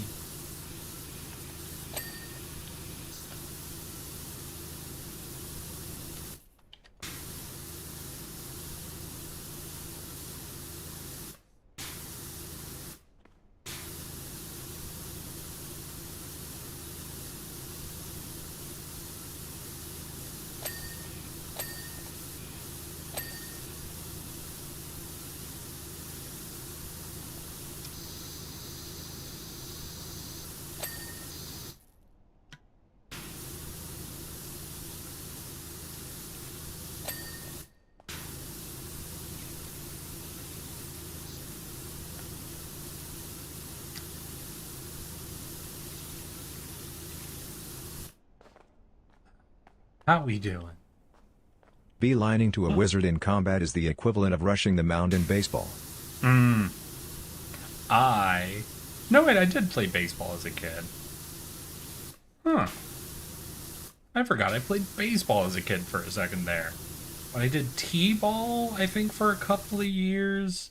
And then I think I did one season of baseball. I never liked baseball. I got very bored as an outfielder, and I didn't like to bat. Baseball was not my game. I did enjoy football. Football never left me bored, and I was allowed to just hit. Oh my god. I remember there was one game where there was a dude on the other team that was on, I want to say the defensive, yeah, there was a defensive lineman. This was like my freshman year in high school, I think, or was this when I was in middle school? I'm not sure. This dude was fucking huge, like 6'4" and probably probably 200 to 300 pounds sort of situation. Just absolute gargantuan, and he was just tearing through our offensive line like the whole game. I finally got pulled off the line at one point and shoved in, I think at the time, I don't remember what position I was by. I think I was on the defensive line, but people were getting just absolutely wrung out by this guy, so I got pulled during one offensive play to go be, I want to say, the tackle up against him. And because I'm the type of person who likes to hit, I would push off the line, go straight into him, and just be putting 100% and trying to push the guy back. And I think I was the first lineman we had up that was able to hold him in place. But it took 100% of my effort to keep this guy from getting through the line and into our back line. And I remember after 2 plays, just 2 plays of holding this guy, not even pushing him back, not even creating a hole, just preventing him from getting through, I was sweating and hyperventilating. And I couldn't breathe at all. And I had to wave down the coach to beg to get swapped out for a few plays. I was just like, because at the time, I think the dude had like 150 pounds on me. And I was just going 100% effort to keep him from moving. It was just like, coach, please, I can't do another play. I got nothing in the tank. Oh god. The only reason I was able to do anything is I was willing to actually run into him at full speed, I think, and just take the impact. Because it was like running headlong into a fucking cement wall. Lord. Nothing was more fun than the 1 year I was in middle school football and they made me, I think, the halfback or the fullback. I think they just swapped me around because I would either be sent to just run right in front of the guy carrying the ball and just hit the first person that I saw with full head of momentum, or sometimes I would be the guy who just runs through the center of the line just to get the 1 extra yard or whatever. And just the fact that I was always down to fucking hit people at full speed. No, the funniest one was I once got a really lucky break when I was doing halfback, where I broke through the center, nobody caught me, and I got through the front defensive line, and I was just running through an open field. But I'd never done it before. I'd literally never been on a breakaway before, so I was kind of confused, but I just kept running towards the fucking end zone, and I got caught and tackled and taken down, and I was pulled out for the next play.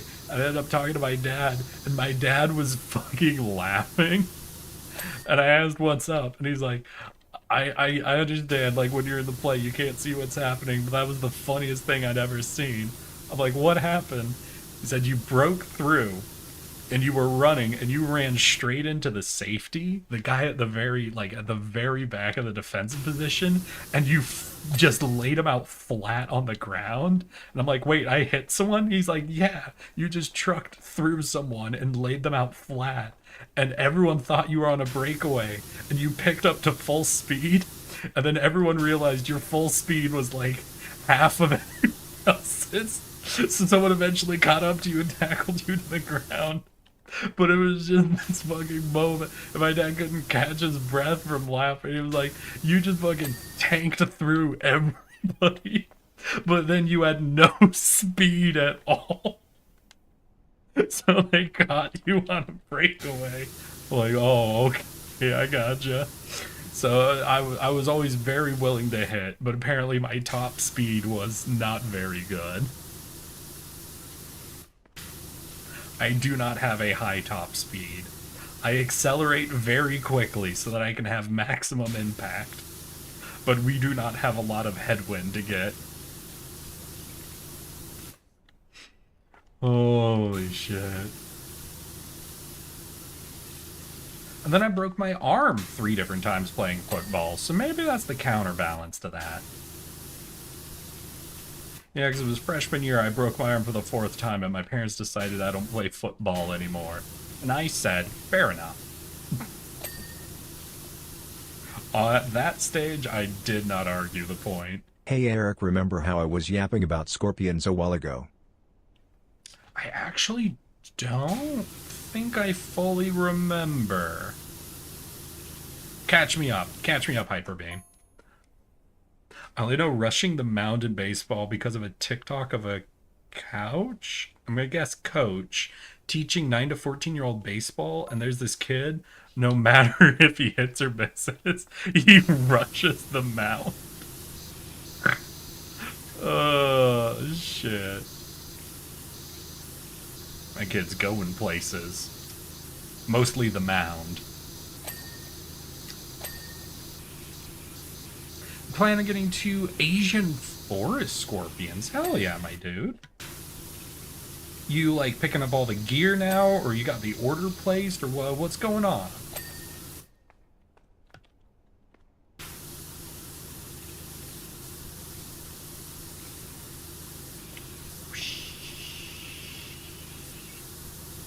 Oh no, were any of y'all into sports as a kid? I rotated through a lot of sports.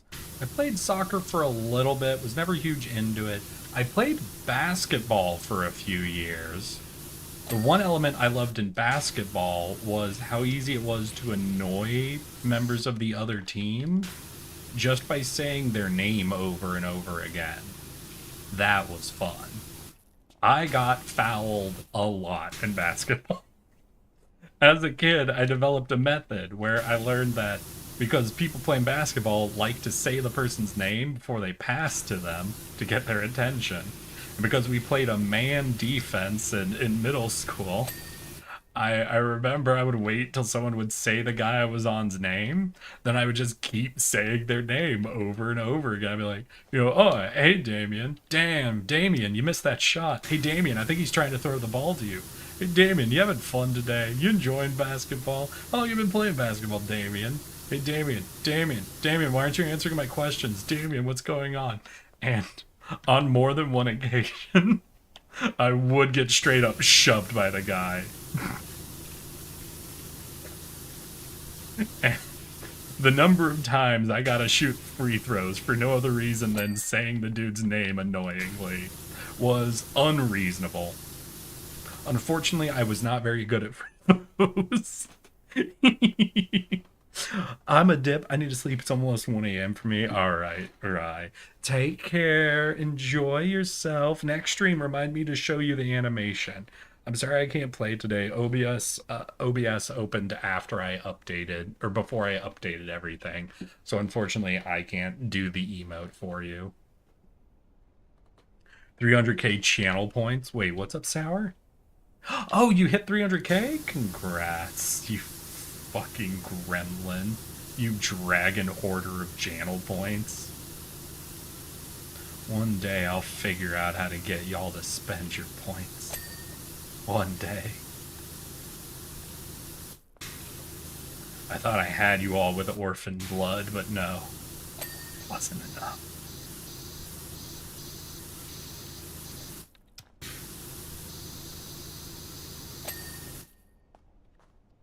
Give us an end stream redeem? What? Why do you want to end stream? Wait, are you guys hating stream though? What, you guys have an end stream redeem, I'll tell you that. If all of you tell me, hey Eric, we're kind of hating this, how about you end stream and try again tomorrow? I think if all of you unanimously agreed to message me that, I might end stream. I don't... A start stream redeem? How the fuck would a start stream redeem work?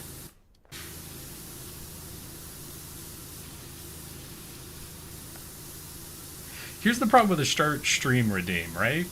Is the best time to use it would be aggressively in my off hours. But if I'm in my off hours, I wouldn't be looking at OBS. Now, I acknowledge a start stream redeem would be hilarious. But, like, the best times to use it, obviously, would be, like, when I couldn't normally stream. For example, to do it while I was asleep would be hilarious, and would be a way that would be impossible for me to respond to. Unless you had a way to wake me up. Another time would be when I'm at work, would also be hilarious.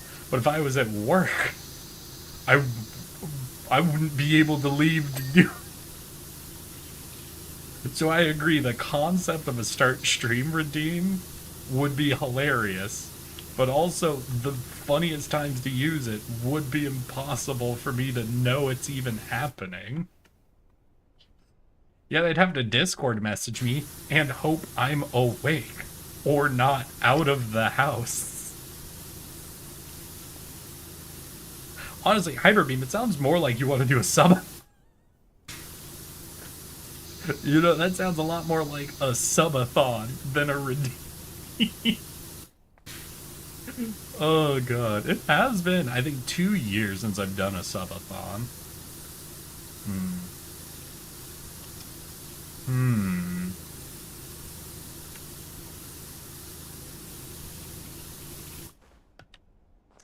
That is an interesting idea.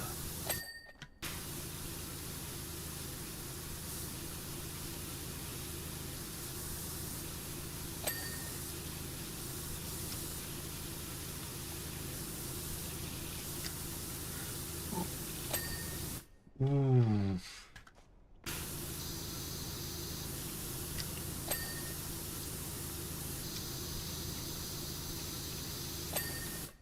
All right, 10 million Anyway, back points. to the Asian Do a Force Scorpion thing. subathon I redeem. plan on getting 2 of them in the same tank. 1 male, 1 female. 30 gallons, so there's 15 gallons per scorpion. Okay.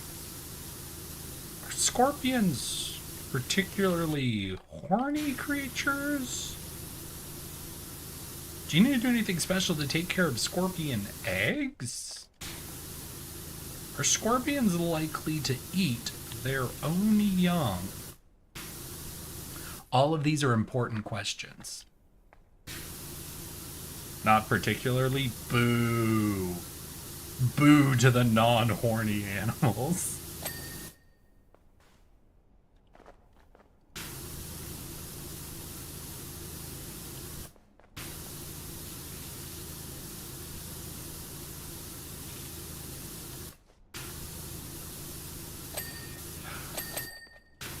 Have been upset. I've encountered, I think, a grand total of like 4 maps so far in this game that have levels of dynamics to them. I'm always excited for them, but it's like, I think I've done like over 20 maps at this point.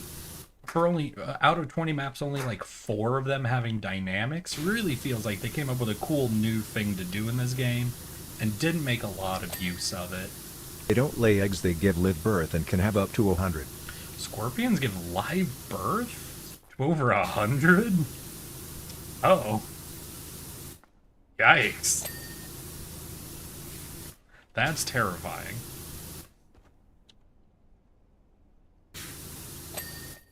Hey, there we go.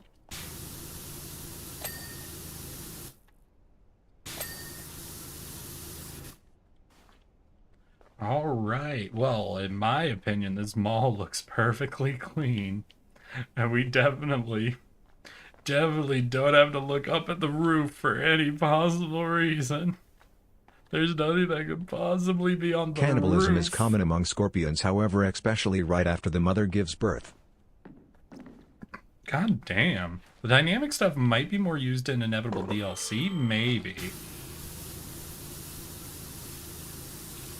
It's just a thing where if you start, like, when you make a sequel to a game like this, you know, which obviously, you know, Power Wash Sim 2, you really hope to see them, like, really go, like, figure out a new, interesting angle on what they're doing, and to go super hardcore into it. Especially because Power Wash Sim already has a lot of DLC to it, of them adding new maps and stuff. So you really don't want the sequel to be just new maps, like a this could have been a DLC moment sort of thing. But like the addition of the dynamic maps made me think, oh, okay, you know, maybe the original engine wasn't so good at handling like large physics bodies with how it interacted with moving ladders around. I would certainly believe the first game couldn't have handled dynamic maps very well. But then if you're going to rebuild the game to a degree, make a whole sequel that isn't DLC, and introduce that new mechanic, I would just like to see them not only use it more, but play around with the new mechanic. See how far you can take it, you know?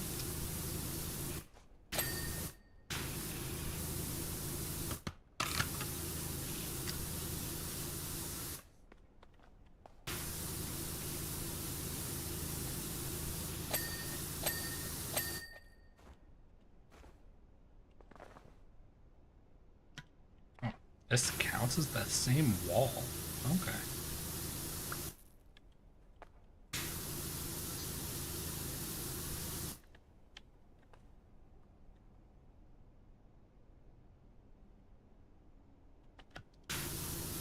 Where does this entrance upper wall end? Ah! Fuck you.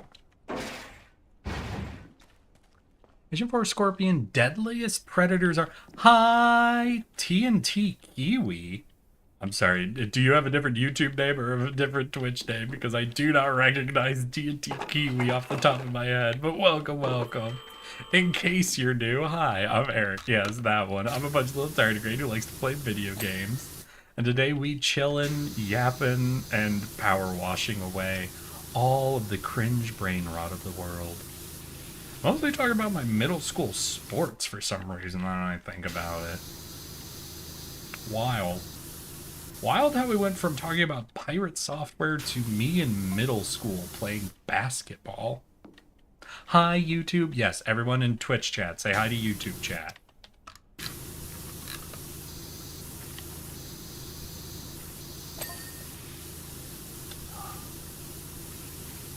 Nice and clean. Toasty form. God, the other day, so me and my friends have this thing where we have a wheel of movies where we will give suggestions and we will get like up to like 15 or so movie suggestions that we put on the like a random wheel roller, and it also includes some rare options like the bomb, which automatically removes the movies to either side of it, the sniper, which removes the movie on the wheel directly across from it, the tanner, which transforms into the first movie removed from the wheel. And we just roll down the wheel to get like a random movie selected by removing every other option. And I, the other day, to add movies to it, just Googled most out-of-pocket movies. And I was so upset. So I was taken to a Reddit list where someone was like, these are some of the most out-of-pocket movies I've ever seen, and I highly recommend all of them. And I started reading the list, and I quickly realized the goddamn pattern on that list. As like the list was... The Scorpion and the Dubia farm setup should only cost me about $300. Which was, let's hear. Oh yeah, Robin Hood Men in Tights, Blazing Saddles, Young Frankenstein. And as I'm reading the list, there's a point where I go, wait, these are just all Mel's movies. Listen, he is hilarious, but homie, you're not giving me a list of the most out-of-pocket movies. You're just giving me a list of your favorite Mel Brooks films. And it was just, I was so sad. I was like, yeah, I have a list of crazy movies no one's ever seen. It was just the most straightforward I like Mel Brooks list I've ever seen. Oh my god. Orphis Flow. Hello and welcome, Orphis Flow. Hey, do you want a tip for this game? Features that most players don't know about. I mean, you're free to let me know. Like, I don't really use soap in this game, for example. I know it's useful or whatever, but I like just kind of spritzing things down. Because if there's any, like, wild features you think are really interesting, you're free to share them. Might not end up using them, but I do like learning. I do be a learning.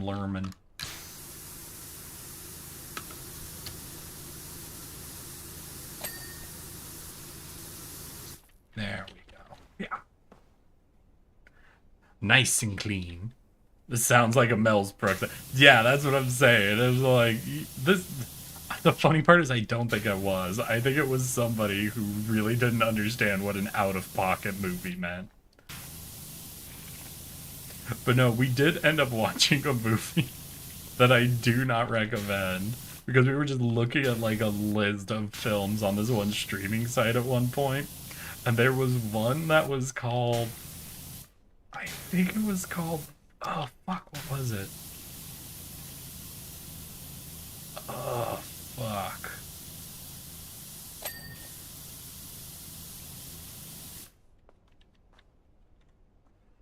Oh, I have to look this up. I have to make sure I get the title right on this. Let's see here. Film about 3 women who steal from guys they sleep with? No. No. God, it was the something. I think it was something gang or the something squad. God, what are other words for stealing? Because it was like the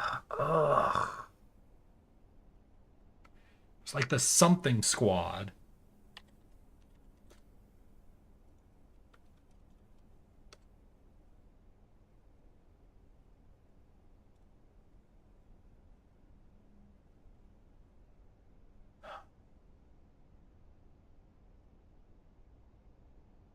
Ah, this is I can't remember, but it was like the lowest budget movie we'd ever seen, and it was just so wildly balanced and so insane. And the reason we watched it is we saw the title pop up and we saw like the cover art, and I looked at it. I'm like, I do not want to watch this movie. And I'm like, all right, let's go somewhere else. And one of my buddies heard me say that and like, oh, let's go? And I'm like, yeah, let's go. He was like, all right, let's go. And he played the movie. So we spent 2 hours watching this. And it was so awful. And it was just fucking horrid. And it wasn't even like The Room bad. It was just bad. And oh God. And it was started just fucking, God, bullshit. There it is. You can sell the equipment in the shop for the same price you bought it. Oh yeah, I already do that. Yeah, no, I've sold everything down to just this. Okay, I already know that.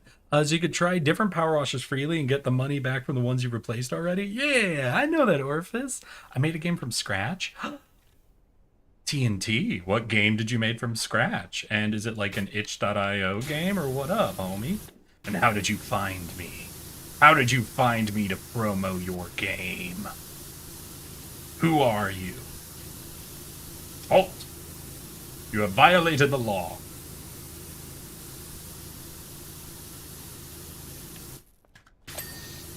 Eric, I recommend movie called Eraserhead. It's really weird.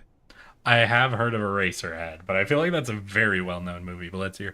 Spore Scorpion are the deadliest predators are their moms. The scorpions and the farm setup should only cost me about $300. Oh, that's pretty cool. What are your thoughts on scorpions, Eric? Never really had scorpions. They're definitely cool little guys with like their pincers and tails. But I don't know. I guess I was never super into them. So no particularly strong opinions. What, don't they? They glow in black light, right? Little perverts. Guess that's my opinion. My opinion is all scorpions are perverts because they all glow under a black light. Fucking pervert bugs.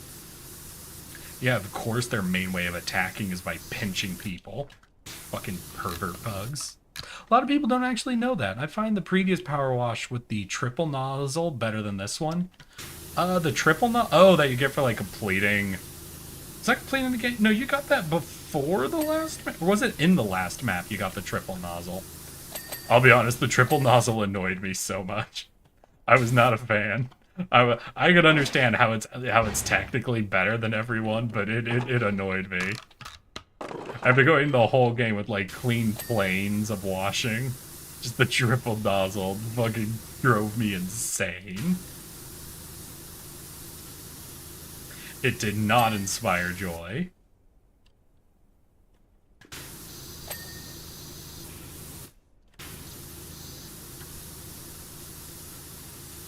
I like nice, clean, hard edges.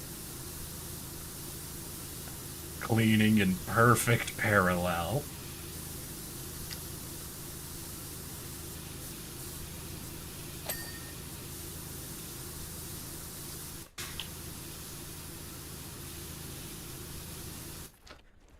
Is there any real reason to go down to the smaller power washers, I guess? I always assumed it was like you just kept getting more and more power each time you went up, so you might as well race to the final one and just use that one from that point onward. Is there actually like a different... Like, is there any other stats that change between them?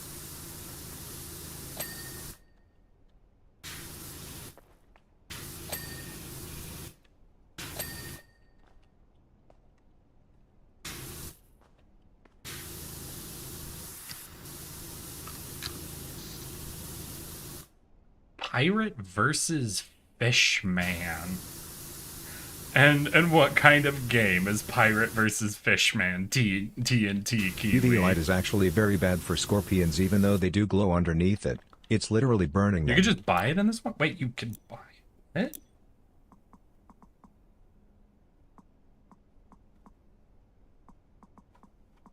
It's an attachment? Adaptable, there's the soap nozzle, stream turbo nozzle, that's the spinning one. A dual rotate. Oh! I see a dual rotator. Oh, it's only for the Prime Vista. Gets the triple here. Okay. All right, if people want to see the trident, 1 second.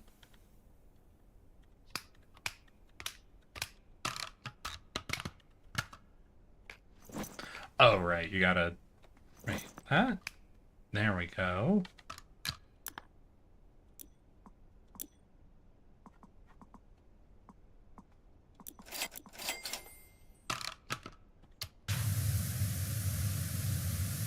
It do be very powerful. I have to acknowledge that. It do be very powerful. But I don't know, I like this. I like the big, wide area of slightly weaker cleaning, where I just have to go over something a second time. It feels more calm, more relaxed, more of a chill time, you know? I mean, fisherman? Pirate versus fisherman? Okay. So what's the mechanics of this game, you peddling? I don't know. You don't know the I thought you made the game. Wait, hold on. What do you mean you don't know the mechanics of the game? You said you made it. I'm starting to doubt you actually made this game as you claim.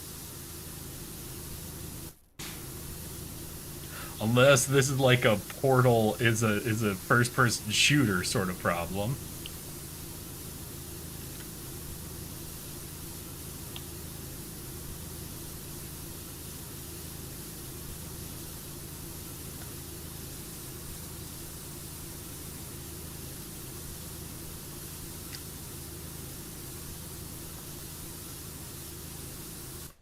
There we go.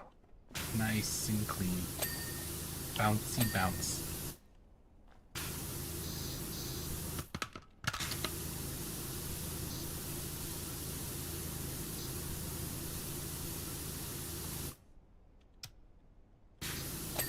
Hey, there we go. We got it.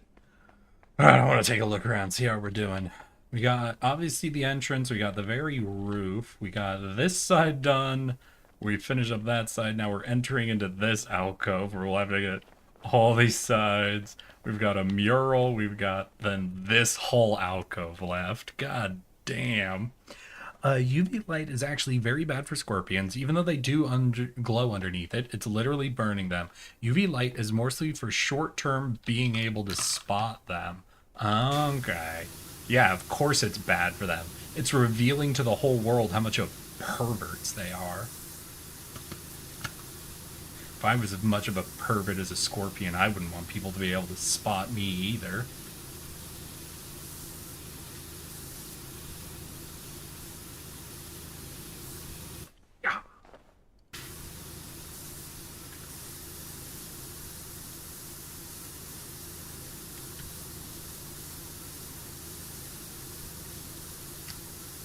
Gosh dang, that was pretty thick dirt there. I had to go over it a couple of times. At maximum power, too. Well, that's fine. We can get through it no problem.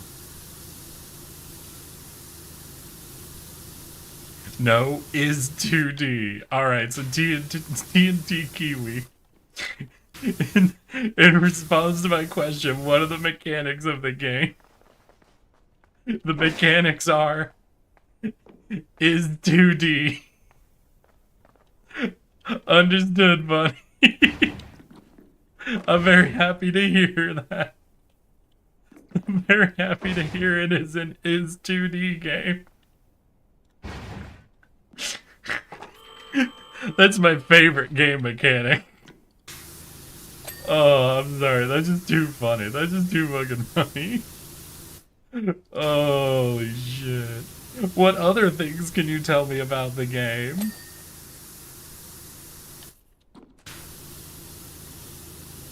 Say potato if you're Scorpions oddly don't mate real. very much unless they are very comfortable. They are very picky animals. They just give Yeah, birth to a very lot at picky. once. They're very picky because they're fucking perverts. And have sex a lot because it's hard for them to align being perverts. So they'll tell other scorpions what they're into, and then the other scorpion's like, "Whoa, man, that's a bit much, don't you think?" That leads them to have very not horny lives, in spite of being massive perverts. I'm glad I could share all these scorpion facts with you guys.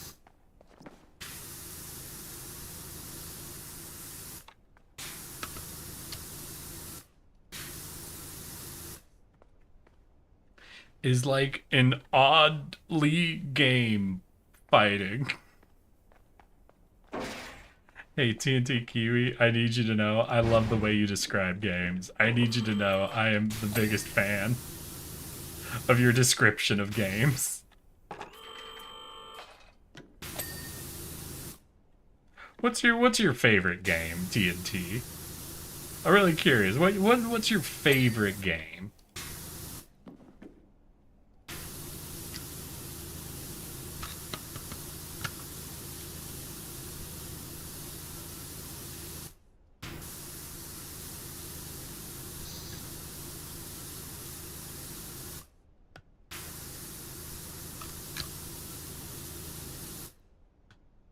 I mean, Obby?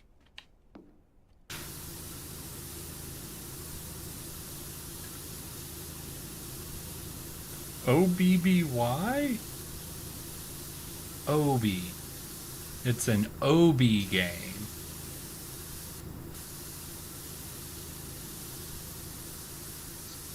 I don't know if that's the right word either, my guy. That might also not be the right word. I'm rooting for you. You'll get there. I have full faith in your abilities. Yes! Good. That's clean. We have that alcove. And we have this alcove. Alright, let's just do the whole platform. Let's just go straight across. Clean up the whole platform. I think they're referring to a robot? A Roblox obby? I think they're saying it's a parkour-oriented game? What the fuck is a Roblox obby? Are y'all trying to say the word lobby? Or what? I need someone in chat needs to explain to me what an obby is. Or is it an acronym? Is it OBBY or is it obby? To be honest, I don't know. Huh. I feel like I am missing aggressive amounts of details right now. Hey, you didn't know either. You don't get to call me an unk. You're an unk. If you don't know what the term means, you can't mock me for not knowing what the term means.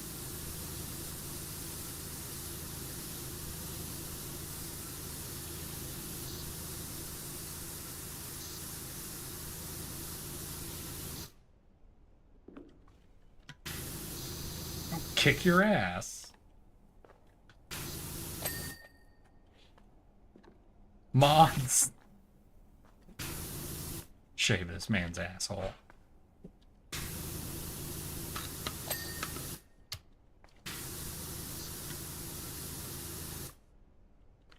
I don't know much, but I'm pretty sure obbies are parkour games, but I have no idea why it's called that. Okay. So wait. TNT Kiwi, are you saying this is a parkour game about pirates versus fishermen?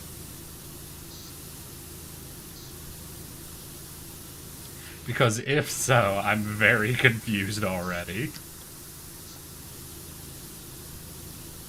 We're starting from a position of extreme confusion.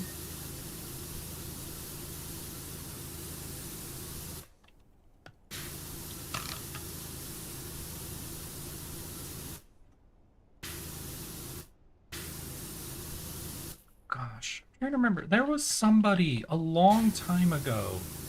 It was Ant. Something Ant, right? Spooky Ant?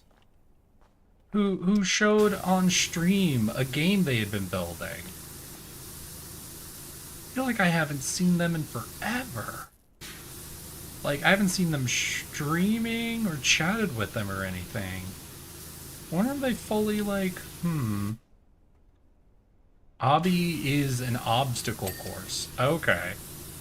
Obby is like a parkour game, like jumping around. Yeah, no, we're keeping up to you, D. We're ahead of you on this one. We solved that mystery. So it's an obstacle course about fishermen fighting pirates. I see. That certainly sounds like something. Did you make it in Roblox, or is that an itch game, or... I'm growing fearful.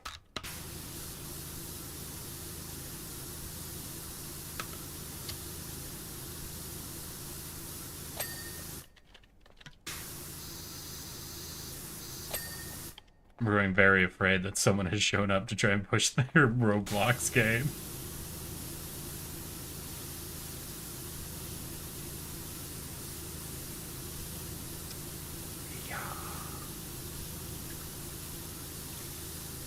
Look at this. Clean up, everybody, everywhere. Clean up, everybody do your share.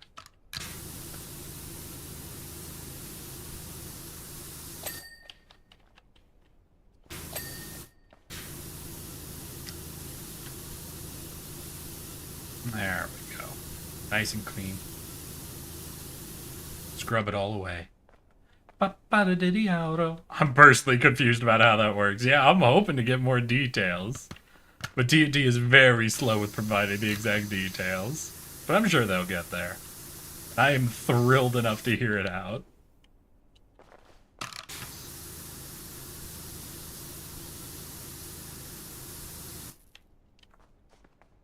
No in Scratch. Alright, I'm looking up Scratch. 1 second. It's here. Scratch. Build games. Scorpion Scratch. parkour Creating game would your be better. own game on Scratch. MIT. This class is dedicated to learning how to create your own games, learn code. Scratch is a free program. Oh, okay. It's like Flash. Gotcha. Well, congratulations on learning how to use Scratch, my guy. You getting much engagement on your game that you made?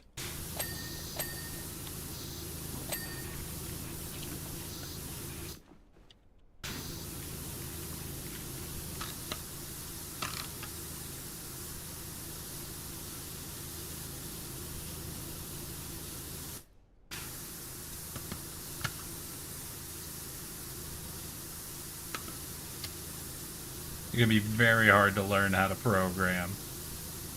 I don't know how easy Scratch is to use and how much of it is object-oriented versus raw code-oriented. But either way, congratulations, my dude. It is always fucking tricky to get into something and really commit to learning like a whole system for building stuff. It's always impressive when people start pulling it off. Ah! A Scorpion parkour game would be better? Hell yeah. I don't know. What the fuck? I don't even know what the fuck is Scorpion parkour game. Actually, right now, I'm just picturing a game that's like Anyway, the I'm heading bread out by flipping European game. Eric. European Eric? What do you call me European Eric? Wait, no, come back here, Hyperbeam. What do you mean European Eric? I'll kick your ass. How dare you? Do I sound even remotely French to you?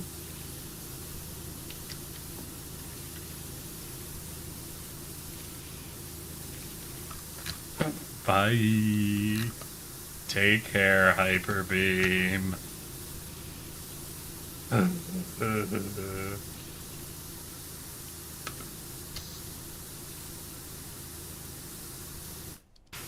There we go. We're power washing our way right on through. How are y'all doing in chat? Been a little quiet. Y'all waiting for me to get on a tangent? You might have to help me. I had to talk through most of the stuff that's happened to me recently, so I don't know if I got a lot really in the yap tank right now. You know, whoever said initially was right. I really should have started the game and yapped while playing. To be fair, we still would have arrived at this timer of 2 hours and I would have been out, but still, that probably would have been a smarter choice. We are doing pretty good. We're finally to the point that when I'm obsessively hitting Q, I don't think I'm fully flashbanging people anymore. So that's very exciting.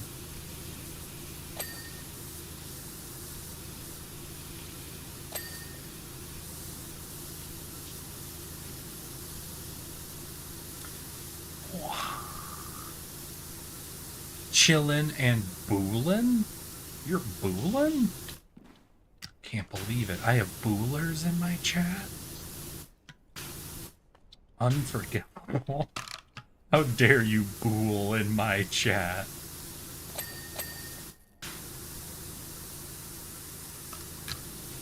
You think I will ever forgive you for booling openly in my chat?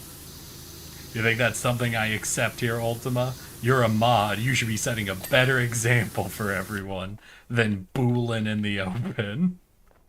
Let a bro bool. I will not let you bool. You will not get away with booling in the open.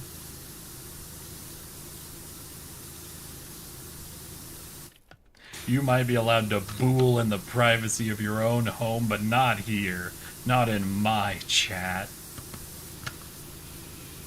Alright, show of hands. How many of you have actually been booling in my chat?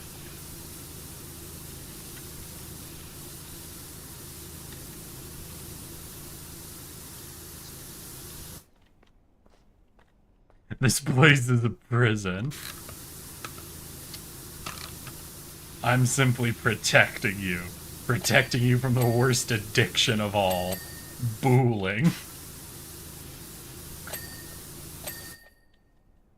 We already know you have been, Ultima, but as you see, no one else raises their hand. You're the sole booler here.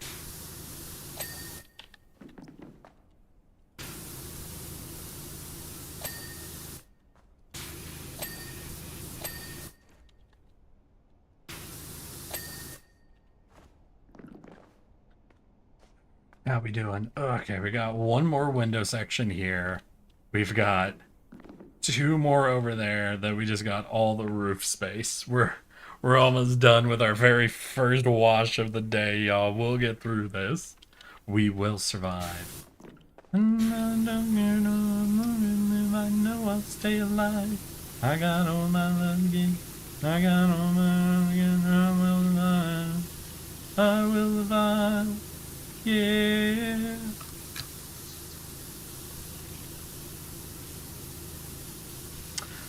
Twitch has been doing something different with their numbers lately. Or y'all have been doing something different with their numbers lately.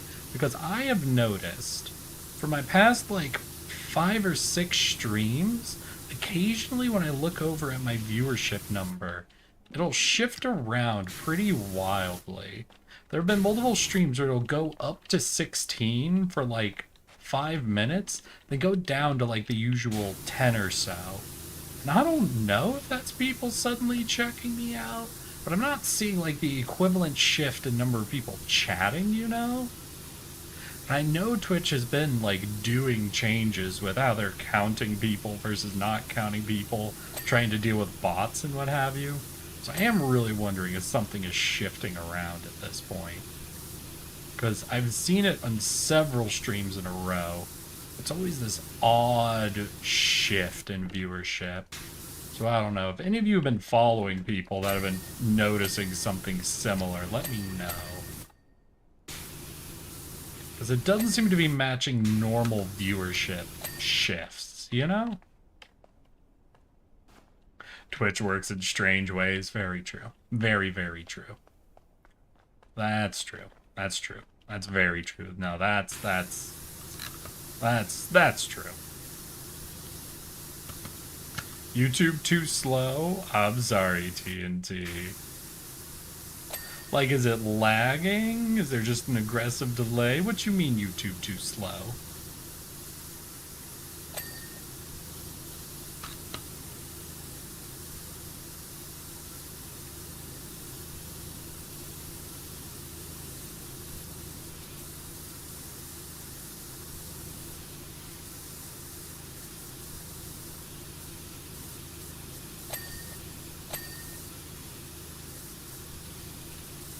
There we go.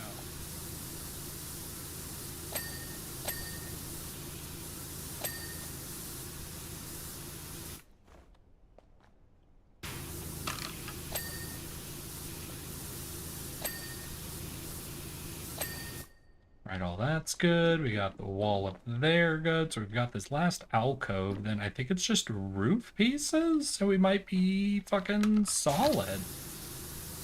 We'll see. I don't know. At only 84%. It doesn't seem right for how much I'm seeing left. I feel like I must be missing a bunch of small pieces all over the place, but we'll see once we get towards the end. We'll start getting markers showing up on things once you're above, I think, like 95% or so. It starts pointing out full-ass objects that still have a little bit of schmutz on them.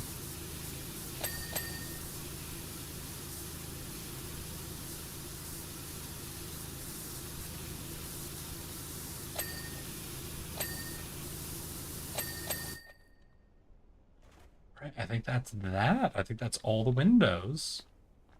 No! There's the entrance one! Fuck! Alright, we'll do this, then we'll start just doing the full-ass roof. No, let's go to yellow. Let's get a little more pressure on this, just try to do it a little quicker.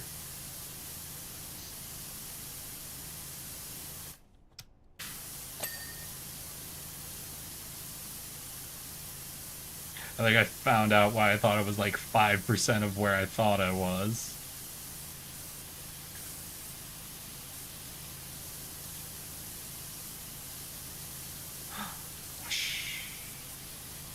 We're definitely gonna have to go get the, I don't know what that's called, actually. Wait, what are you? Is it just called the lift? Scissor lift. Okay. Feels like a bit of a wild name, but you know, let's go. I don't know your life, scissor lift. I don't know what you're into.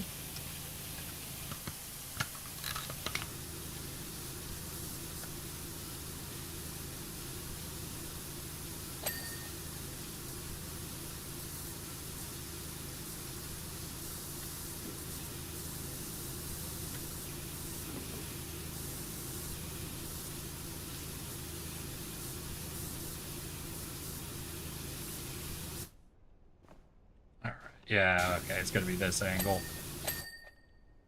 And then we'll need to do the reverse.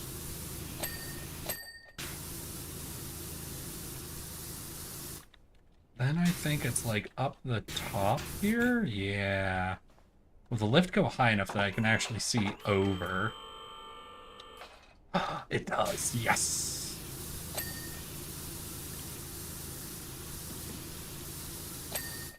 Hey, there we go. All that's clean. And we're at 87. Once again, I feel like I'm missing more than the roofs at 87%. Oh, but we got the marker showing up. Oh. Yeah. All right, we'll use the marker to find all the little things we're missing.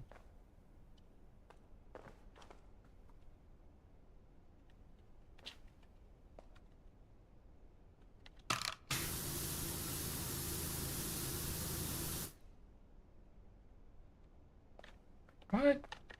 You... Oh, well, that was another one. I see it. Fuck. Alright, we'll figure that out. You're saying this isn't clean? What am I missing? Inner... Fountain reservoir, inner wall. Ah, there we go. Got it. I feel like that's probably going to be the top edge of this painting. Alright, we'll go get the scissor lift. We'll go above and we'll see if it's the top edge of that little frame over there. Pretty sure that's what it'll...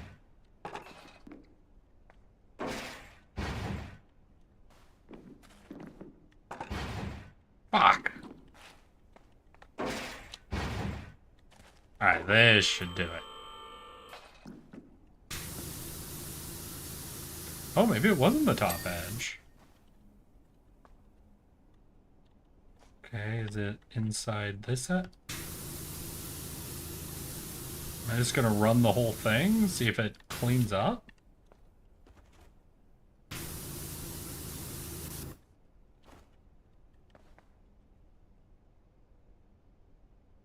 Oh wait, is it the wall itself? It was the whole ass wall. Okay, understandable.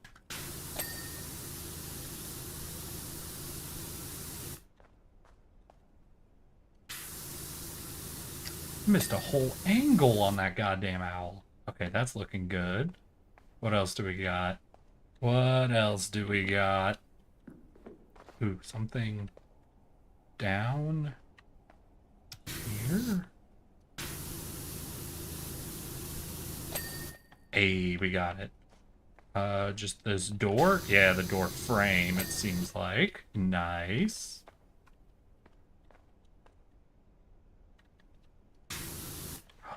Wait.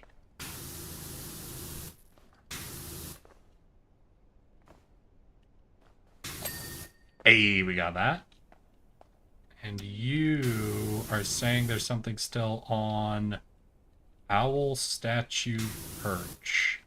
Yeah, this is going to be one where we have to get above it, I think. I think it's going to be a downward angle in between some of these claws. If I was to guess...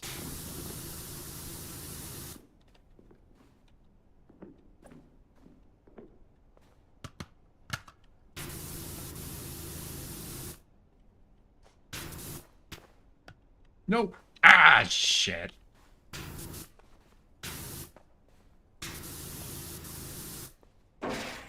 Alright, we'll put the lift here, see if we can get above over on this angle and not get pushed off again.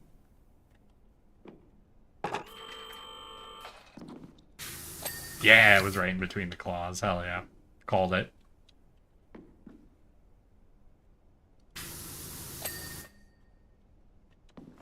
Oop, this store. Oh, there's a whole lot of schmutz left.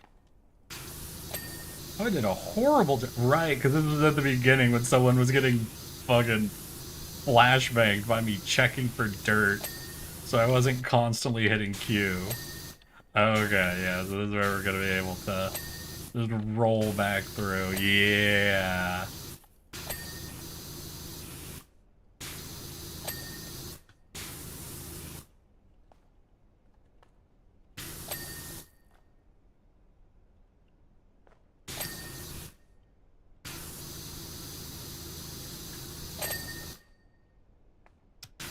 All these doorways. If I'm gonna redo every door, there's no way I messed up on every doorway in this mall, right? You know, this door looks good. Okay, alright, that's fine, and that's fine.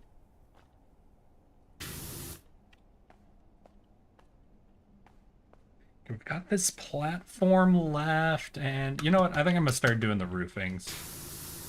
I think if we knock these roofings out, we'll start not getting as confusing, because the marker is moving around. Because depending on where you are, it'll always mark the closest thing. So as I move around, the marker is shifting between things I actually can't find and the roof. And I don't need the marker to tell me the roof needs to be cleaned. So we're going to knock out the roof, and then we'll just follow the marker around and see if we can finish off the rest of this. Oh yeah, and this marker is another new thing for the second Power Wash game. First one, you basically had to go to the list of all the objects, this list, and you would have to click on an item, and when you clicked on an item, it would highlight it. But in this game, they added in the moving marker now. So once you get down below a certain number of objects or a certain percentage, it'll start highlighting the nearest object near you that still needs to be cleaned. And that's pretty solid. Except for the fact that I like to leave very big flat swaths of area to be my final cleanup.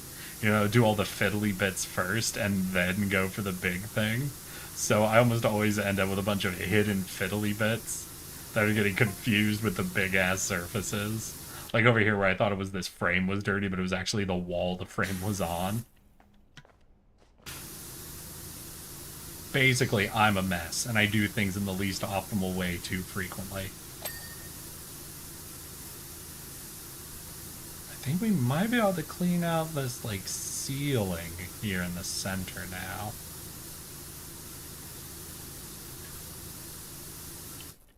Right? There it goes.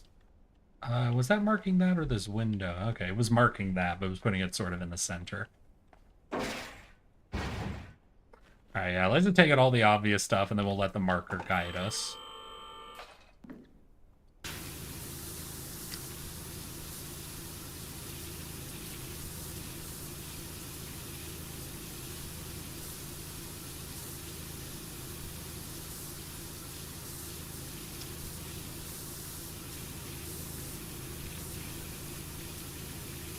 Is it this whole window, or is this broken up into the little squares? It looks like it's the whole ass window.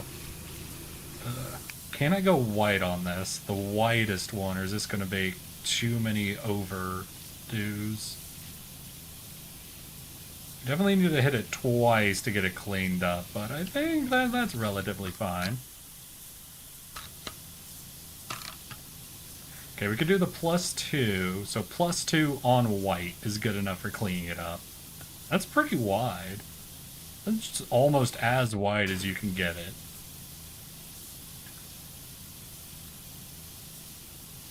We'll definitely have to go back through for a lot of the harder spots, but we should be able to get this narrowed down pretty aggressively.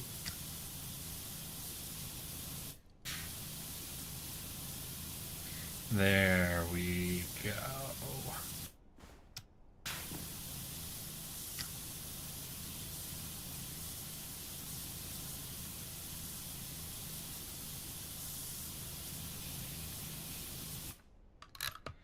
We'll go down to green, and we'll start hitting up these focus points that are left. Looks like it's mostly just going to be along this... Oh! We got him! Hell yeah! That puts us at 93, so there's definitely going to be a lot of places missing even after we get all these windows. Yikes. Yikes, 93 is unfortunate. Let's wash it up. Nice.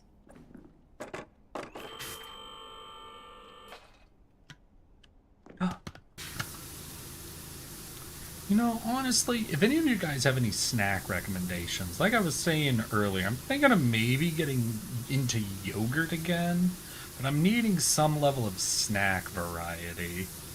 I'm finding myself, just because of the sales at the store near me, getting a lot of goldfish recently, and I wanna go either healthier or more interesting than that at least. Recently, they had a sale on these 2 jumbo bags of fucking popcorn as well, and that is a delight. I am enjoying the salty sweet kettle corn bags I have. But once again, I am looking for something a little more interesting or maybe a little healthier. Either direction works for me.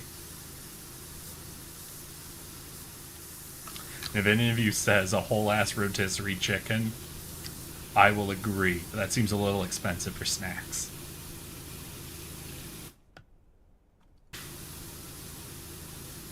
Why is YouTube too slow? You gotta ask Google that, right? Google owns YouTube. Yeah, because of Gmail.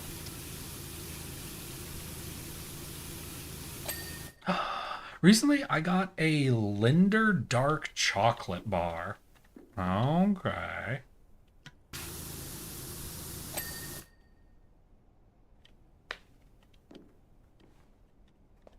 That's pretty tasty. Never been huge into dark chocolate, but maybe that's one of those it tastes better as you grow up sort of a thing. I've never been huge into bitter.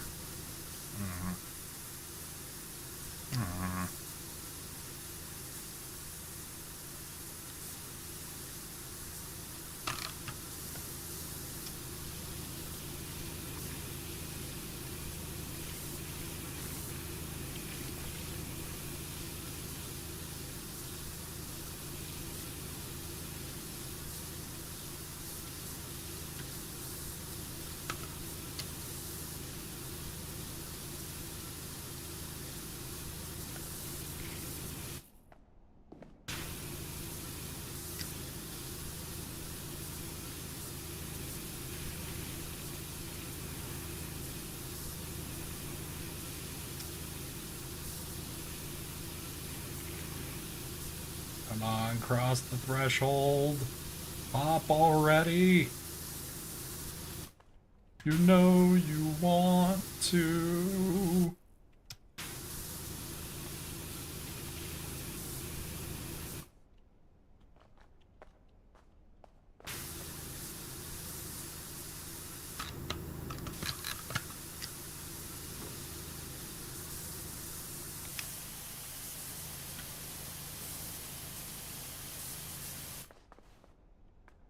I see, we gotta take it at this angle. That'll do it. You... Not even. Just needed a slight bit of cleaning. Okay, alright. I knew I was fucking close. And so is it the wall art frame? No, none of these seem to be... Huh, there. Nailed it. Trying to show me something else, but we'll do the fucking roof. Wait, we got corridor ceiling window, corridor ledge underside. Which underside? Wait, I want to do the underside. This underside.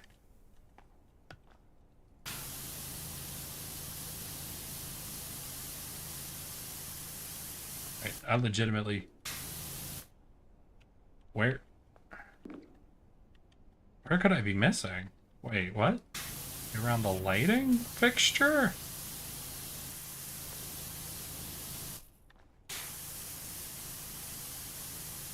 What?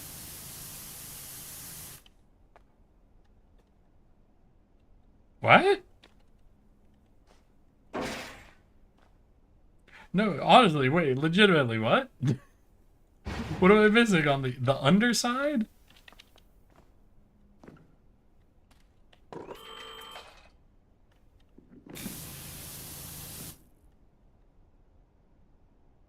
Uh-oh.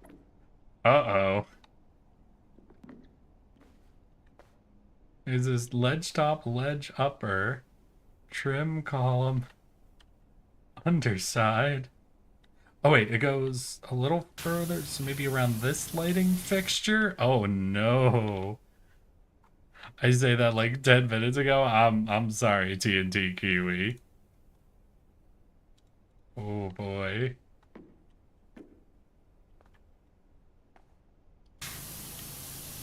Alright, well, oh, I guess I found it somewhere in there. Yikes. Very yikes.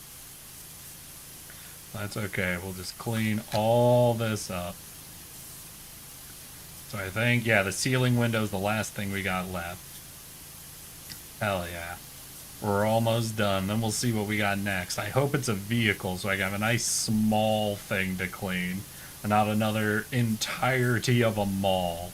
Or at least something really... Now, if they give me something massive but extremely dynamic, like a ton of moving parts, I'd also be down for that. I would also be down for that. Wait, there was actually a dynamic... I'm now remembering there was one dynamic map in the first game. There was the merry-go-round. Hold up. Wait, hold up. The fuck? I thought that was the big change. Oh, damn. Let's go.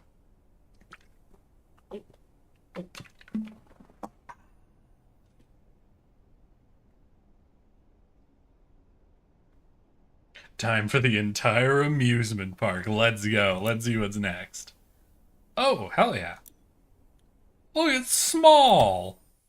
Fuck yeah, that's exactly what I was rooting for. One nice, quick, definitely not gonna turn into anything else, right? It's not gonna be I clean it and it races off and another one shows up or something, right?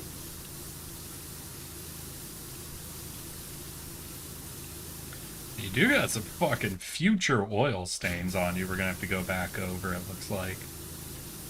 Yeah, those are a little resistant. Let's try yellow. Ooh, yellow could take it out.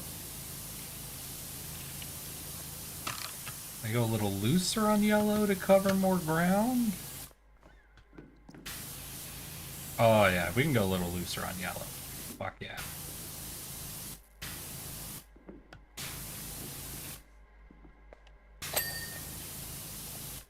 It's kind of curved edges too, so not as many hard corners. Obviously with a bike, it's going to have a lot of internals we need to get into. But since it's like this curved, smooth edge bike, I think this might end up being a really easy clean, like compared to everything I've had to do up to this point. Yeah, I'm honestly a little convinced this might not be all there is. Something might actually dynamically happen here. Because this feels, because like some of the vehicles I've had to do included an entire air balloon, a limousine with a helicopter landed on top of it, one of those massive bits of like mud machine, like the massive dump trucks, the one that you could probably fit like 4 Ford trucks into the bed of. So like all the vehicles I've had up to this point have been goddamn ridiculous honking machines. So this feels oddly small, honestly. It's got me convinced something's gonna happen here once I clean it. Something goofy, something wild. Maybe I'm being hopeful. Maybe I just want something goofy and wild to happen now. Yeah, that might be me being hopeful. This might just be a quick clean.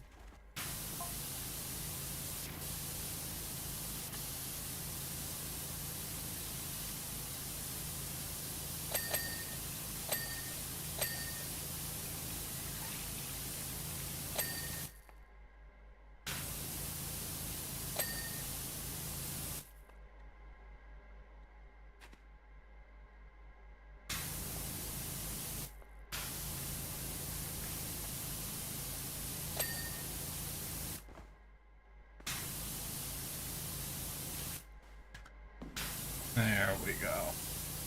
Nice and deep into that weird future oil.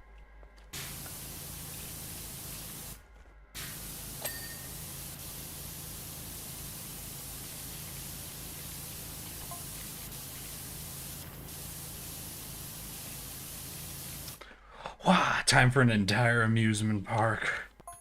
No, what was it? Before the mall, when I was just doing the game in my own time, I think the thing right before the mall, I might be off on this, but I'm pretty sure what I had right before the mall was actually a fun house. So it was like in the same park that we would have done the merry-go-round, but it was like an entire fun house in the mall. So I don't know if they'll do, no wait, actually the amusement park in the last game had 2 dynamics, right? Because it had the merry-go-round and a Ferris wheel, I'm remembering now. Yeah, this one had a fun house. You had like these sliding doors that would cut off certain entrances and exits depending on how you slid them. So you had to go through the whole place multiple times, sliding the doors correctly.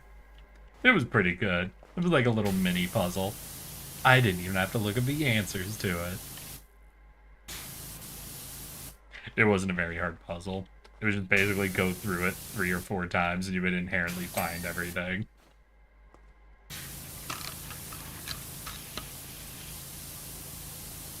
Then we can go to green now. I don't know if there'll be any more oil.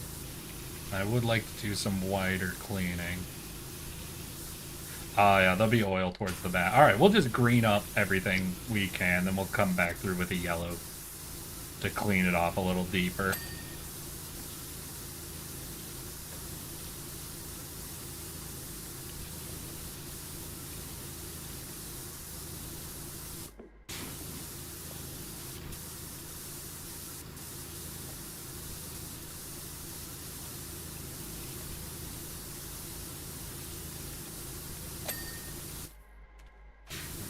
I'll give this fucking engine thingy one more run with the green. Alright, then we'll go down to yellow. Add a little bit of a focus onto it. No, I probably need this. Just to get a little up and into it. Yeah, there we go. Oh, yeah, there's a bit. There's a bit of stuff right there.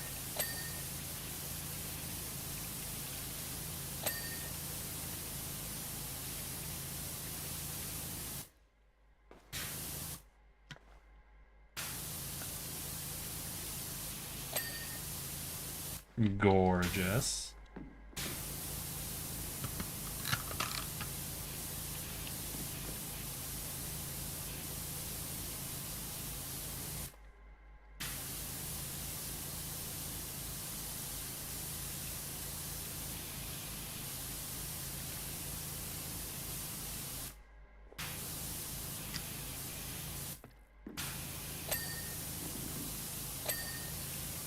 Ah.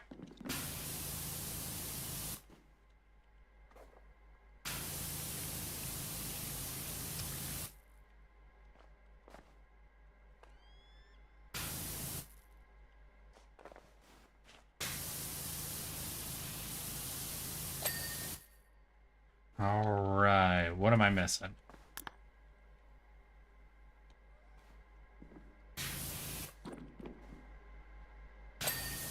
Ooh. Upper body. Oh, towards the front, I think. Hello? Oh, and you... I see it. Beautiful.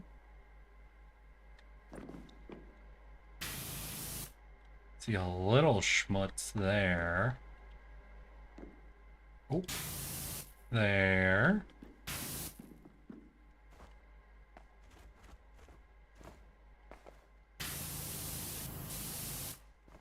Okay, we got a front wheel, the upper body, engine casing panel. With this panel... Oh, got it. Upper body, where can I be? A, and then one of the front tires.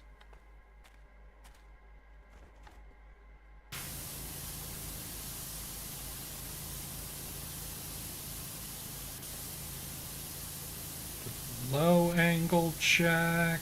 Doesn't seem to be a low angle. Do a very high angle check. There it is. Oh!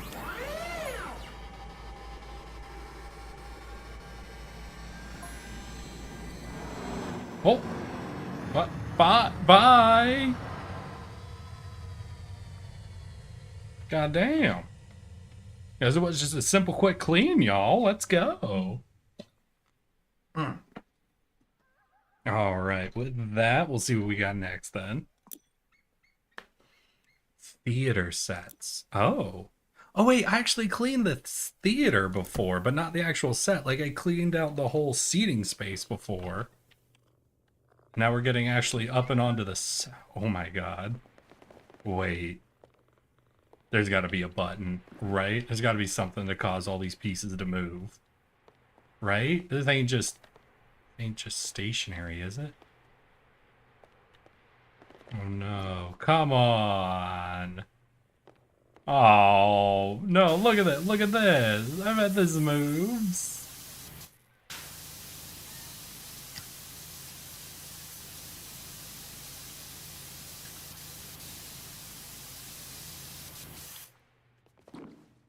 No, you don't want to move or nothing? Jerk. Freaking jerk. Alright, let's start spraying her down and get through it.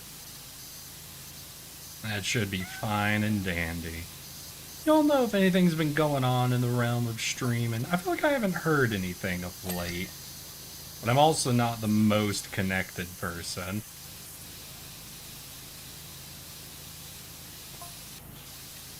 I don't know, is the holiday season the uptime or the downtime for streamers?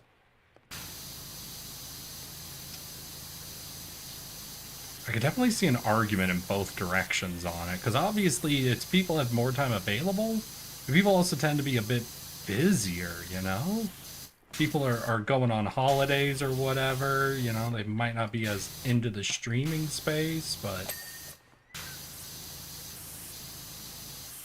if they're on vacation, they technically have more time.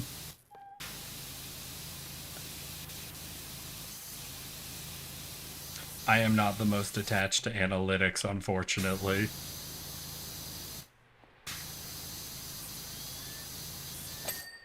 There we go.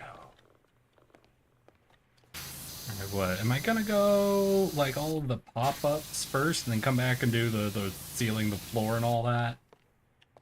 Could be a fun way to clean, like, see the set pieces and then clean up the space.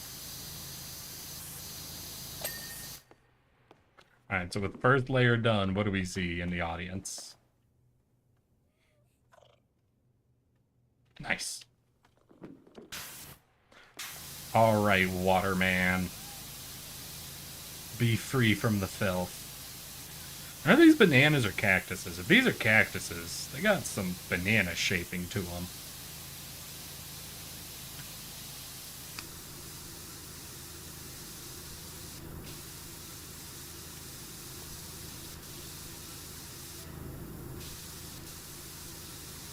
Oh, yeah, I remember this. This is the big statue from the first game that you clean.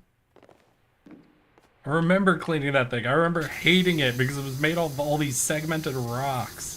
So you didn't just need to clean all the rocks. You had to get, like, up to every single edge and crevice in the rock face and blast water into the crevices. There were so many of them. It was so obnoxious.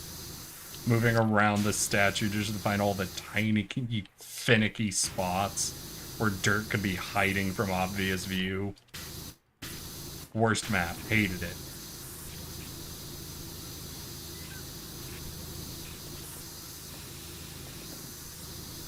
They're making me clean him a second time.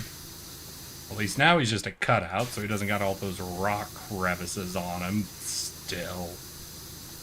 Reminding me of this bullshit. Rude. Rude dude right there.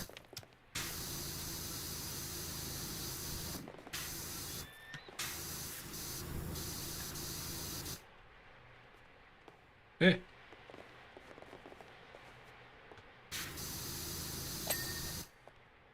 What was that? What's that? Are you... Oh, are you part of that whole piece? Oh, that's one piece. Okay, gotcha.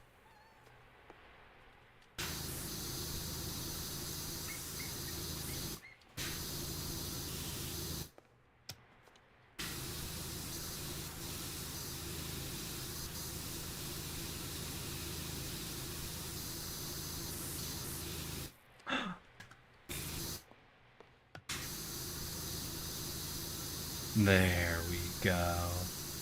The cleanest little piece. So we've got one hanging, one here, and then what? Is that actually all the set pieces? And then we're good?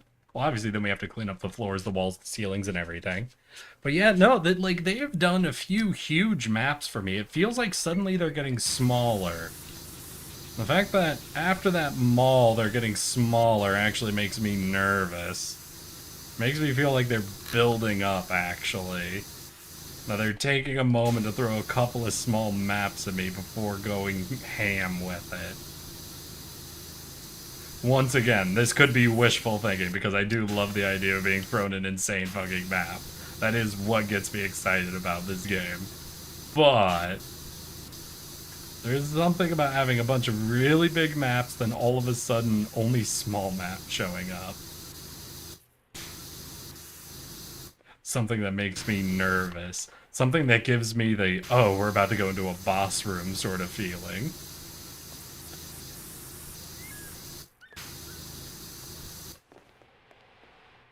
Do I have a ladder or something? Because I need to get above this. I need to get above this. Is this a submarine? Might be a rock. Oh, this is the air balloon I cleaned earlier. Oh, hell yeah. And the air balloon, wait, has something in a net? Wait. Wait, hold up. Why is there a play displaying this air balloon I cleaned earlier? Have a net hanging from it, because the air balloon I cleaned was landed. It didn't have a net.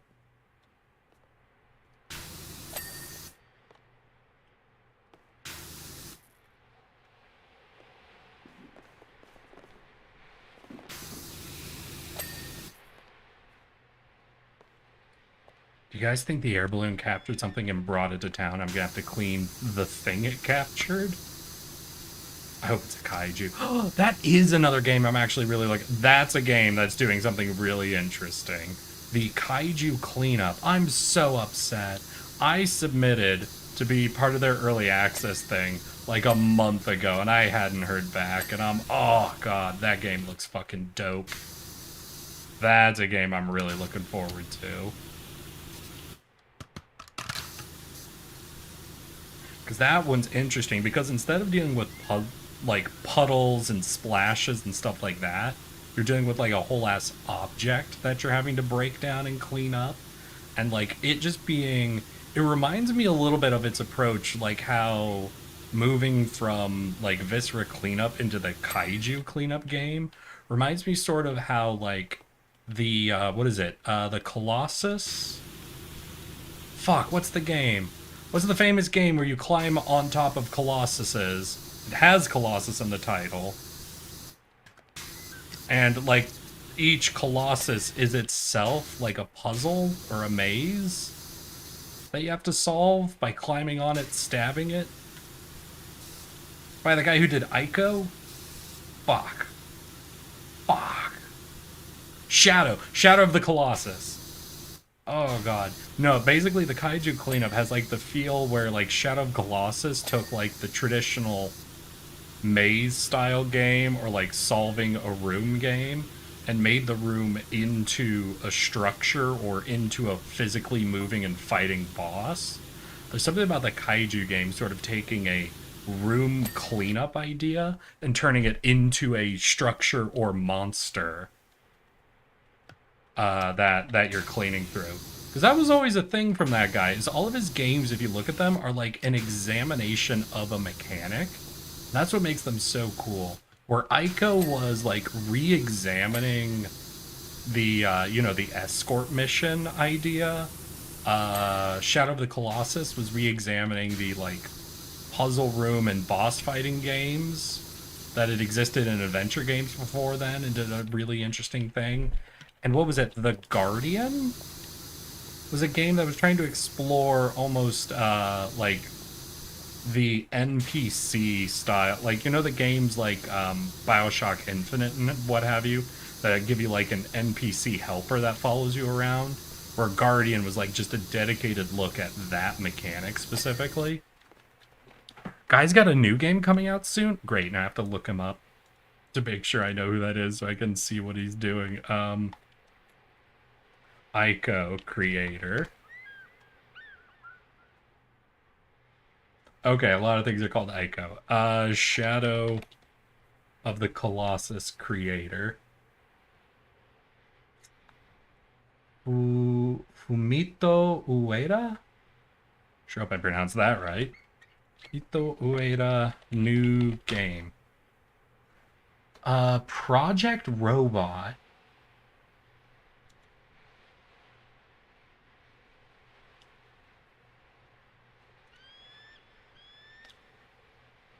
Sci-fi adventure appears to feature mechs. What's the mechanic it's looking at? This dude always makes his games about a mechanic.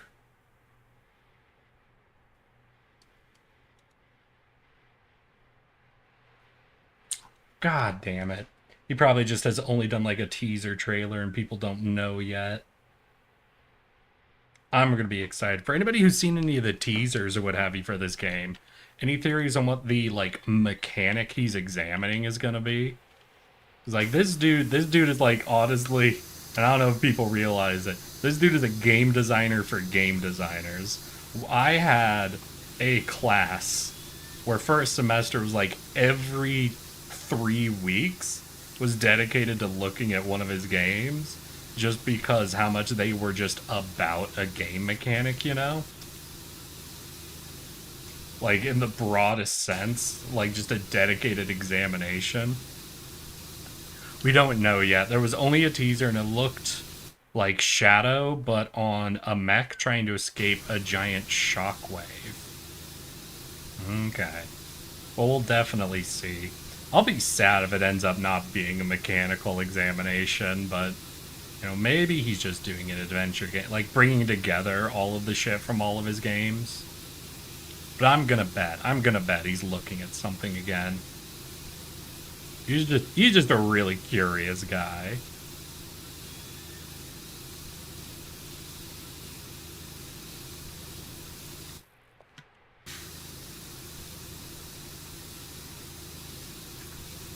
You know, I want to look at this scene with most things still dirty, but once the backdrop is cleaned up.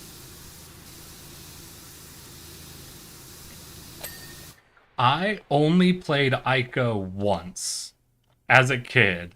I saw the cover in Blockbuster and I rented it. And as an idiot kid, I made it all the way up the starting tower, back down, and I couldn't figure out how to kill the monster who attacks you on the very first time you're attacked. As an idiot child, I never figured out you had to pick up the torch off the wall to fight the shadow monster. So I rented the game from Blockbuster, tried to beat that for 2 hours, gave up, returned it, and never played it again. What an unfortunate childhood choice I made.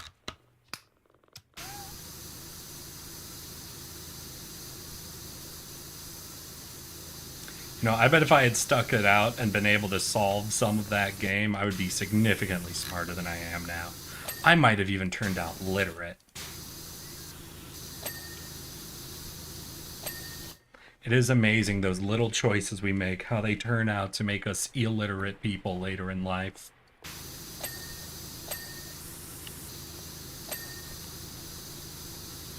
And it would be really sad, because I bet I could have solved it if Pirate Software was streaming back when I was a kid. I could have watched his stream of it. Learned all the secrets.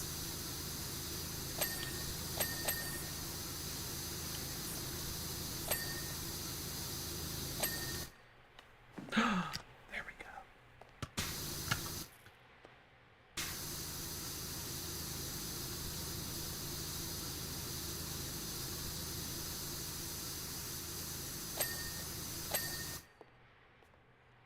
The trailer was from last year's Game Awards and put the trailer in upcoming and new releases. It's 2 minutes and not much happens. Do we want to watch it? No, let's watch it. I'll watch it and give my big hit. Let's clean up this ceiling portion. And then I'll put the trailer on. We'll give that trailer a watch. We'll see if I can guess at what mechanic he's looking at in only a 2-minute trailer. Cool. All right, let's pull it up. Let's take a look.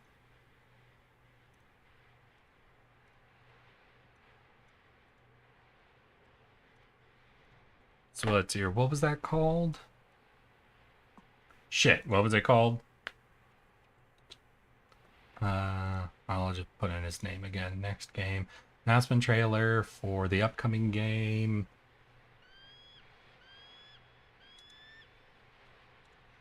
Alright, let's put this on full screen and we'll go ahead and go Non-game video, non-game audio.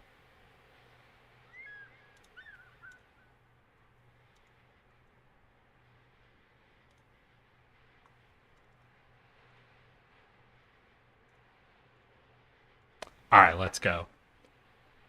In the place of the Discord, I just said, sorry, I'm just like grabbing things quick. I'm already there. But the trailer and upcoming and new releases, it's 2 minutes, not much happens. Gotcha. Well, let's see. Chuh. Oh no, is it going to be PlayStation exclusive? Fuck, wait, it might be. Oh no, Epic Games?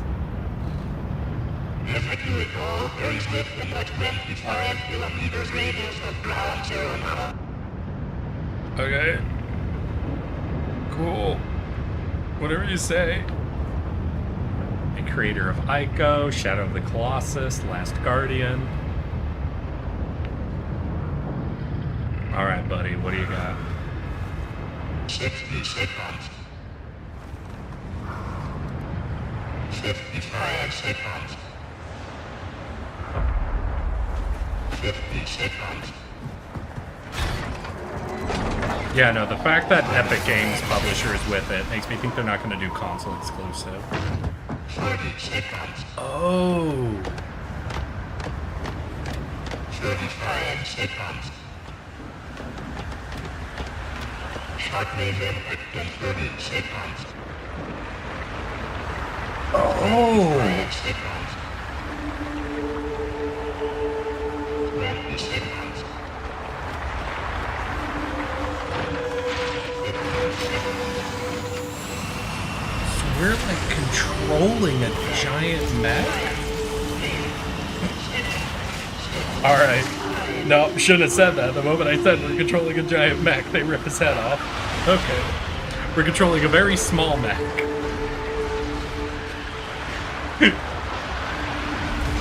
Understood. No Big Mac. Alright, wait, no, dumb call, but I want to make this call.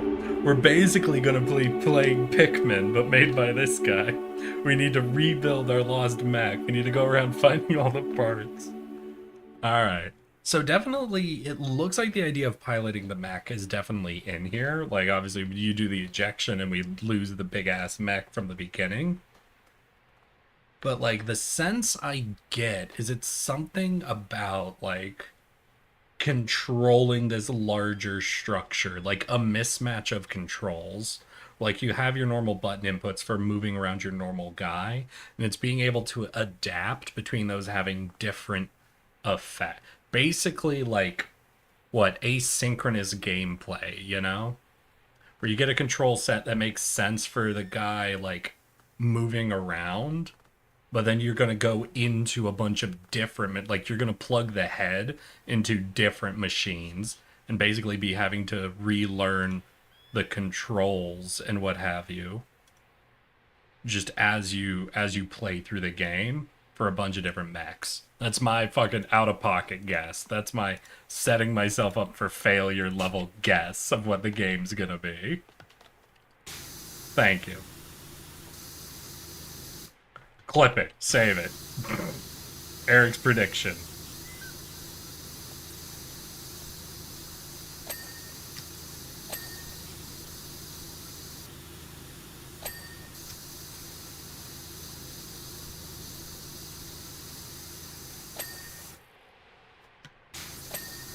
And just like Wuthering Waves, I'm gonna be 10 miles off course.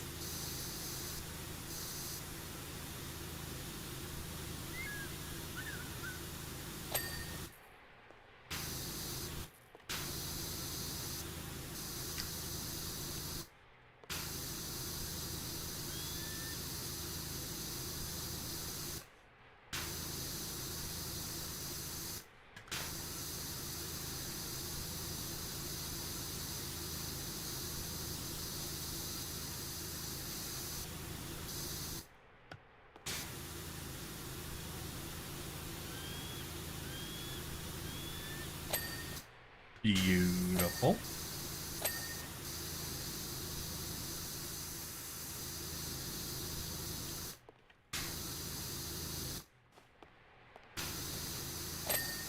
Hell yeah. And then we'll go this stuff. Yeah, and that'll reveal why this didn't go. It was both the edges. This game be edging like crazy.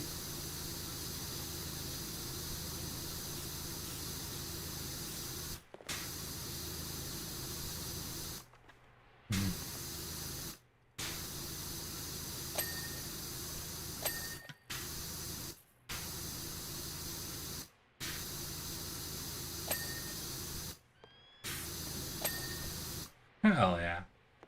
Do I want to do all the I think I want to do all the frames. These little sections are annoying enough. I think I'm going to do the frames, then come back and do the big wide in-between spaces.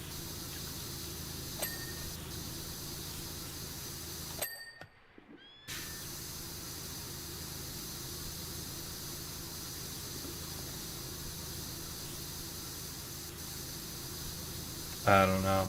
After seeing the trailer, are there any ideas y'all have about what the big examination from him's gonna be? Like I said, I feel like it's gonna be a lot of asynchronous controls. It's the idea of your head, like, detaching like it did. How it was plugged into a big mech. That you're gonna be, like, basically detaching it and plugging it into multiple different machines over the course of the game. So it's just kind of this examination of learning the controls, getting used to the controls. And them being swapped around from what they, like, would normally do. Sort of the, what is it, the contextual control system a lot of games use? Because a lot of games have, like, contextual inputs. Inputs that do one thing, like the jump button. But, like, if you're next to a door and you hit the jump button, instead of jumping, it opens the door. So, you know, might be interesting to do an examination of contextual controls. That might be a bit too specific for what he's really looking at, you know? And once again, he could be just coming out of left field catching me, and it's not a mechanical examination like a lot of his other games had been. And my entire premise is wrong. Yay! I mean, it looked like the head got hit by the blast wave it was trying to escape, so maybe having to figure out the controls. A lot of different half-destroyed robot to do puzzle things? Could be. I did make the joke that it would be a Pikmin game. Where you're roaming around trying to rebuild your goddamn mech. That would be funny. I'm sorry, I would love to play grimdark Pikmin.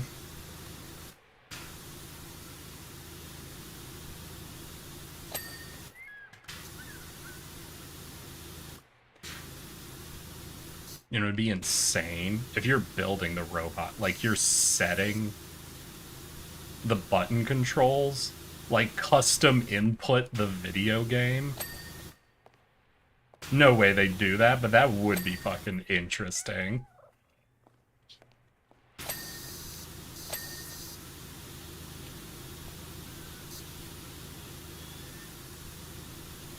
With Banjo and Kazooie nuts and bolts, but grimdark.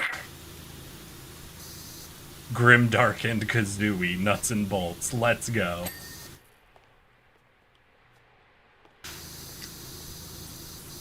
The only Banjo and Kazooie game I've ever played. I had to play it from beginning to end for a fucking test pass.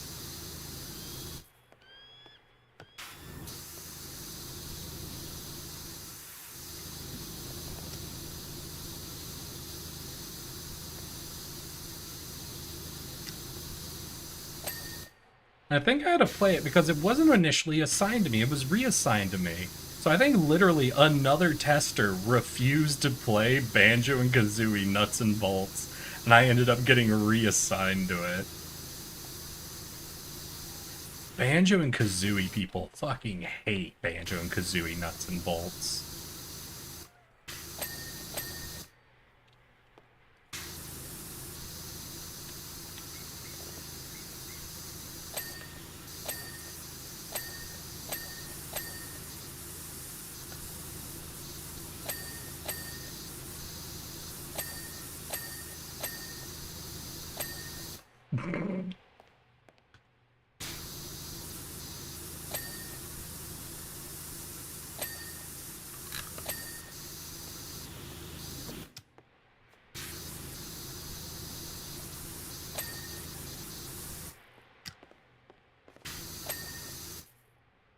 Wait, what I miss? Something in the back corner.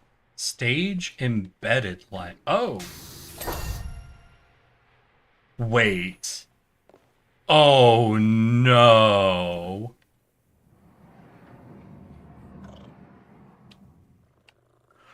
Oh no.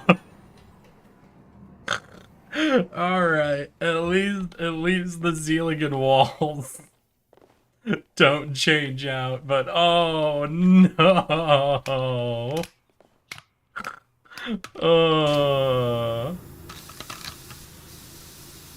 How many scenes are there? Hell yeah, let's fucking go.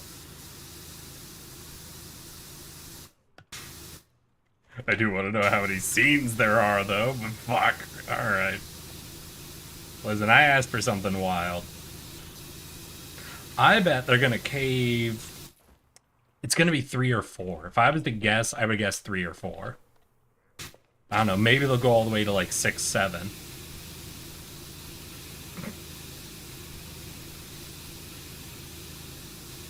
I knew I'd find a way to slip that fucking joke in here.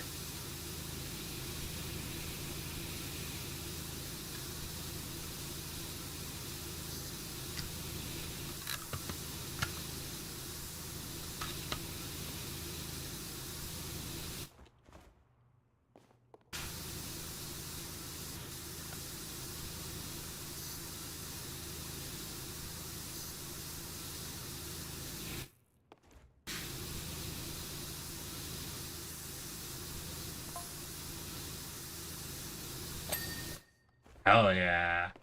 Should I go back to front? And the back side of all this is probably dirty. Yeah, it is.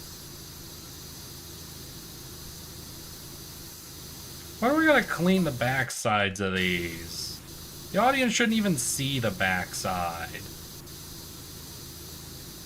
Unless they pay extra.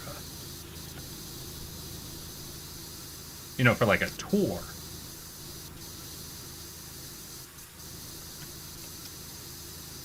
No, honestly, when I did theater in high school, what was funny is what the back of like all set pieces like these looked like. Because basically they looked like fucking bathroom stalls.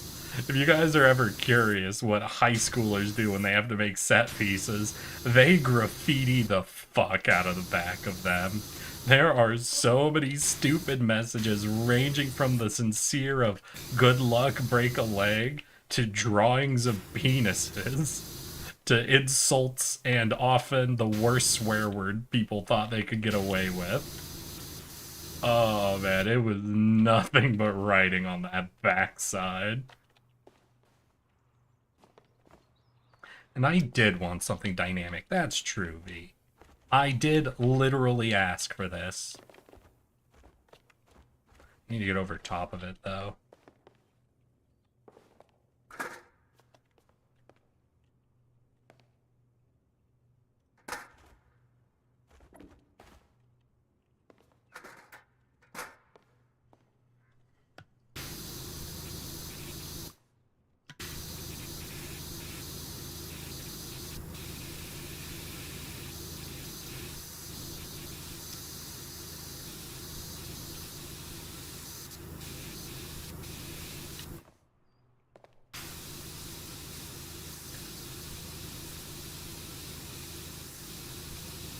This all one piece? No, they're counting this as two. This is not the one piece. This is the 2 pieces. 3 pieces, actually. 4 pieces. 4. Ah.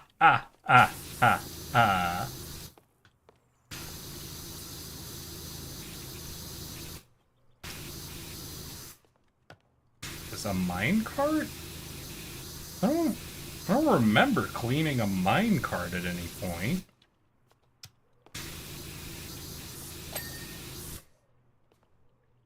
I remember cleaning a gazebo. I definitely did that. But I don't remember a minecart.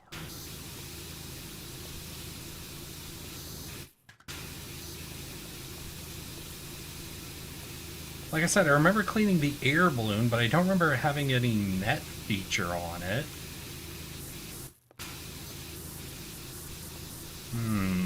Remember cleaning that statue from the first game.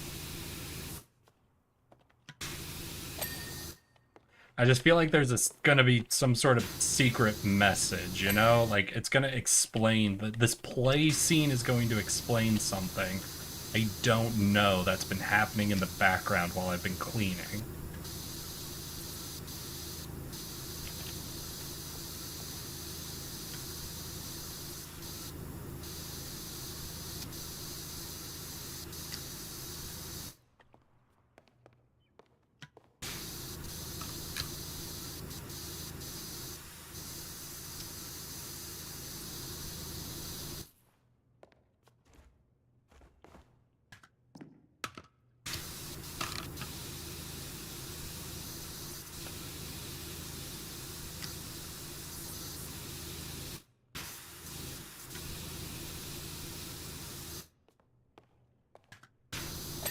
There we go.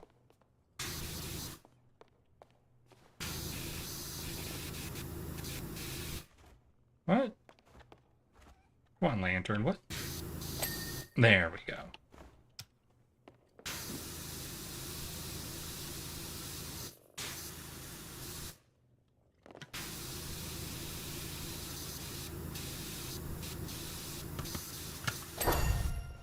Alright, so what's this scene? Maybe it's while I was cleaning the gazebo, someone was transporting... Oh, wait, there was the gem in the statue. Wait, yeah, the statue had a giant gem in its forehead. So the air balloon took the gem out of the statue, then what, transported it underground? While I was cleaning the gazebo, maybe? Or them transporting it got the gazebo dirty? Wait, there's the helicopter that was parked on the limo. This is the future bike we cleaned. Right?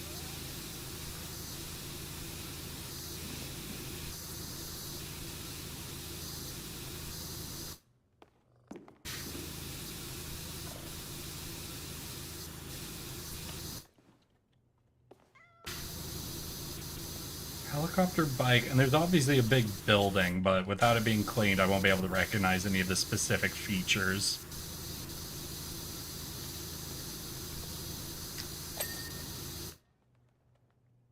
Wait, you're not clean yet? What the heck? There we go.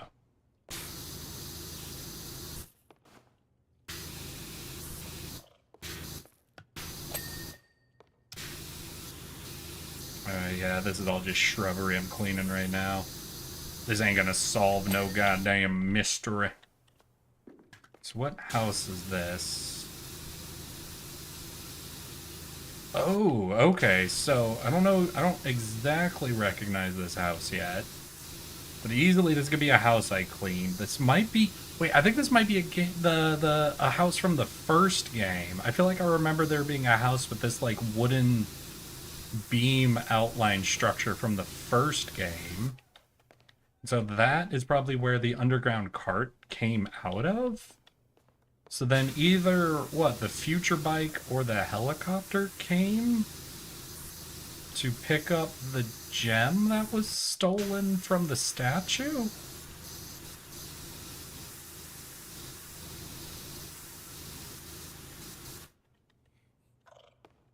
Right, I'm putting together a theory, I guess. Are we about to learn actually why all of these buildings are as dirty as they are? Is this gem, is this a chaos emerald making everything filthy? The chaos emeralds.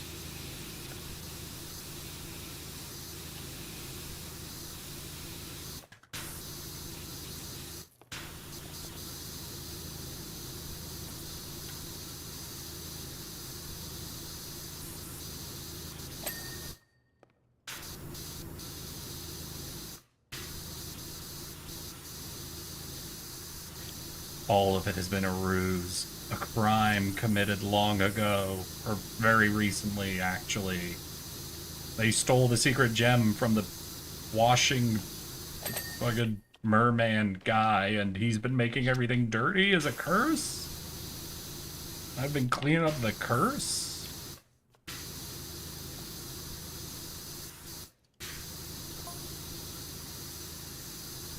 We heard from our sources that this particular stooge was an absolute colossus with a big, bushy beard, but a baritone Greg Bolero is clean-shaven, so we just stuck him in a Bigfoot costume with a trench coat and asked him to limit his movement.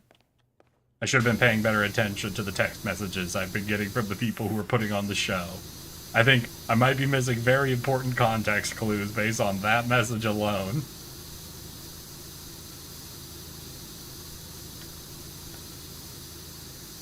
The theater people texting me about the job might have been letting me in on some important information.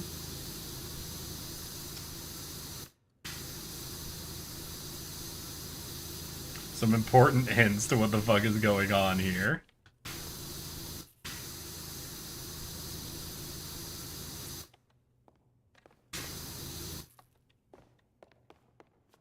What's that not clean? Oh, because I didn't clean the front of it at all. Nice. Are we just the... Yeah, I think we're just the backdrop.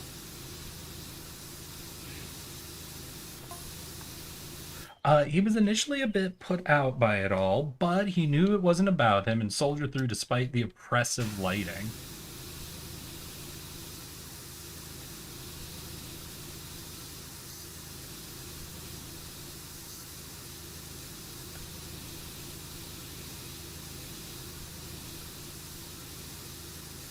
Sorry, I just saw the fucking outline in dirt of the helicopter because I was splashing water through and around the helicopter onto the backdrop. That's very funny.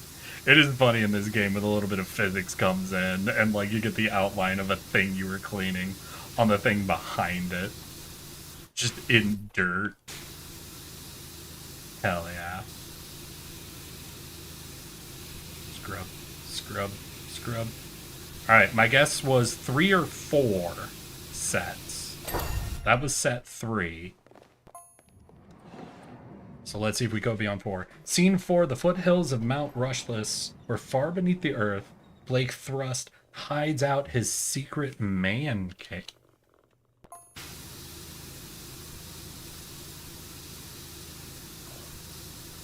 For me, this scene hinged on whether Tony Welk had the gravitas to play. God damn it. This is not a scene I recognize.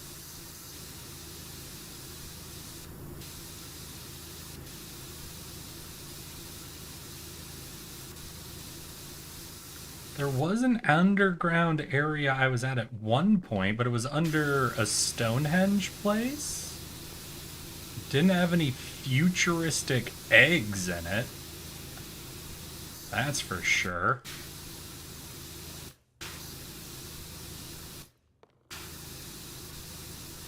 Yeah, I don't recognize that type of machinery. I don't recognize that.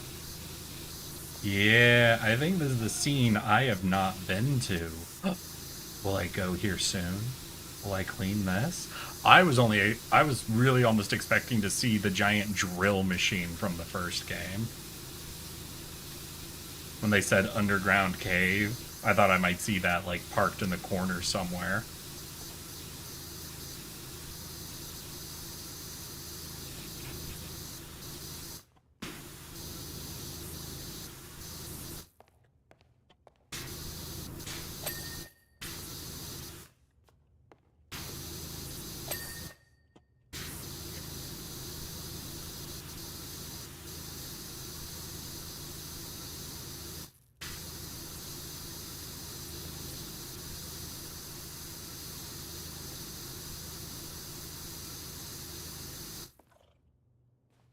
What do you guys think? How many scenes will there be?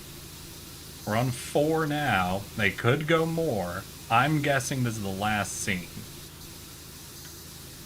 Some of you, though, might think there'll be closer to 6 or 7. You know, if you want to be cringe.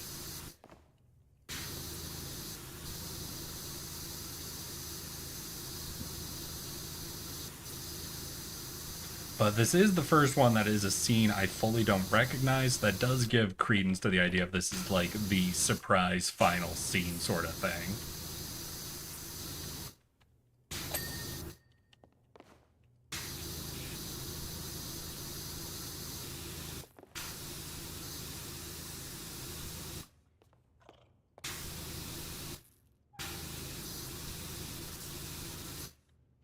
That's cleaned. That's cleaned. Alright. Getting around to the back side of this layer.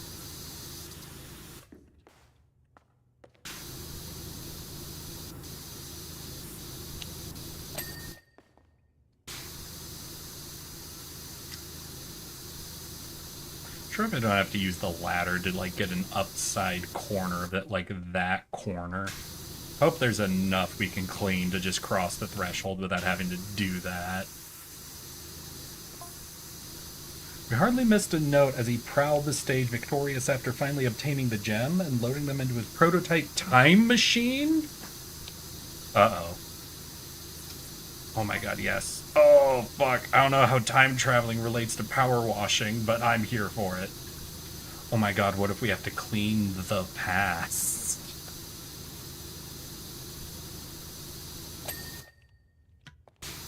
You guys think we're ready to clean up the past?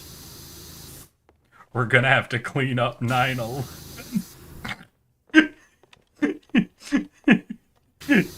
I'm sorry. I'm sorry, that's stupid. That's very stupid. All of you ignore me, please. Please ignore me. Take nothing I say seriously. Wild thing to hear, in my opinion. I don't know what you're talking about. I didn't say anything. You can't prove I say it. If anyone asks, I'll tell them I didn't say anything. I'll say you said it. Mods, make it Ultima's fault.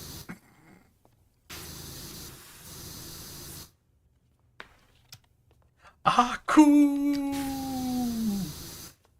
Okay. I am 100% sure this game is not going to have us go back in time and clean up Aku. If this game has us go back in time and clean up Aku, I will for free buy a copy of this game for everybody in chat who wants one.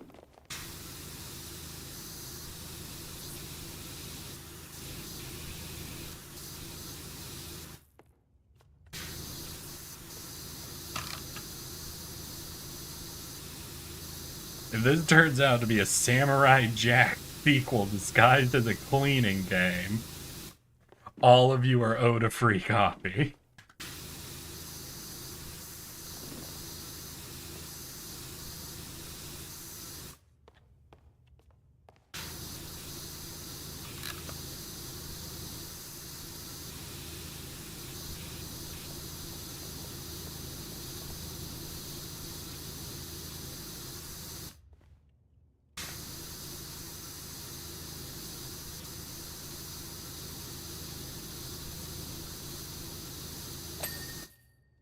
Hell yeah.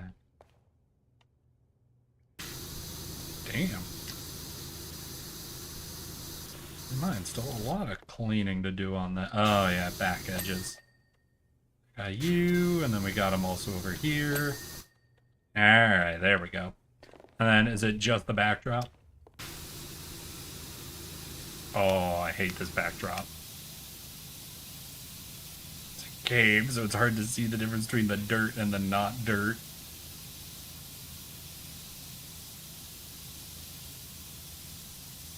And also, I think you guys should acknowledge my control for saying we have to clean up 9/11 and not going for several other possible past events to say we have to go back and clean them up. I feel like there are much more inappropriate events for me to have made that joke about.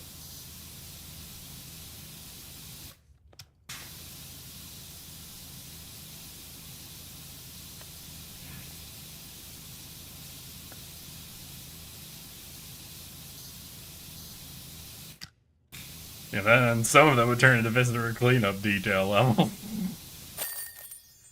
Hey, it was 4. I was right. 3 or 4. And I think this is where we're going next. Yeah. Oh no, we're just a truck? Wait, we're just cleaning a truck? Hey, scene 1.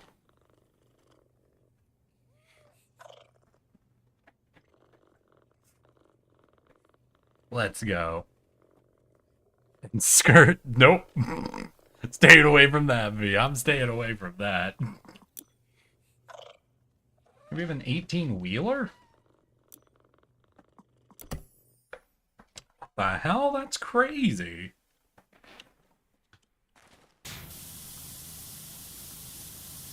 Going from a theater performance to a 16-wheeler? Oh, buckets. Damn. This truck has got buckets on it. Oh yeah, I forgot. They said not to look inside. They were quite insistent about that. Not that you can anyway. It's locked. I already checked. Alright, buddy. I don't need to see your buckets hidden inside the 16-wheeler.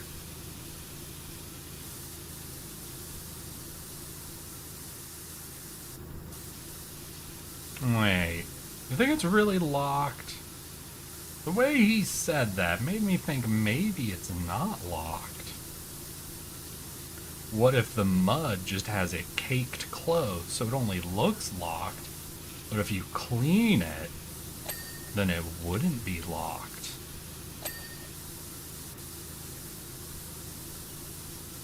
I'm sorry, buckets on record? Oh, Buckets On is the name of a band? Bucket On? Is this a band? And they're doing Beyond the Pale tour? Jesus, okay.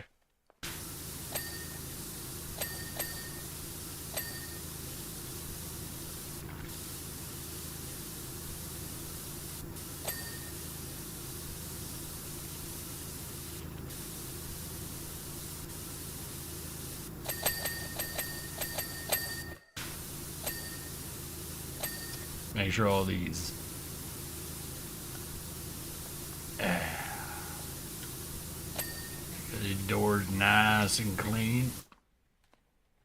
Oh, I can't open it, damn. I was so sure I could. His insistence that it was definitely locked made me think that maybe it wasn't locked.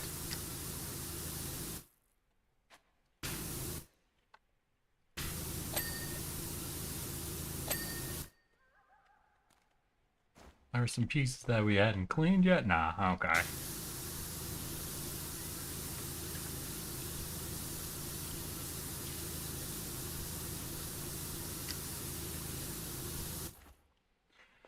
You know what? Maybe I'm gonna go on the roof. I want to clean the roof. Nice big ass flat surface. Yeah. Let's go.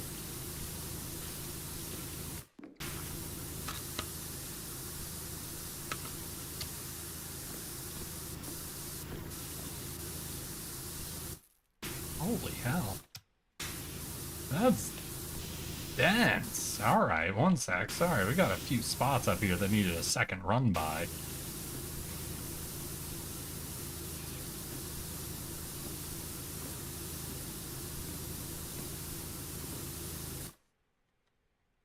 Yeah, that time went well. Maybe it was just, yeah, probably just a bad angle by me then.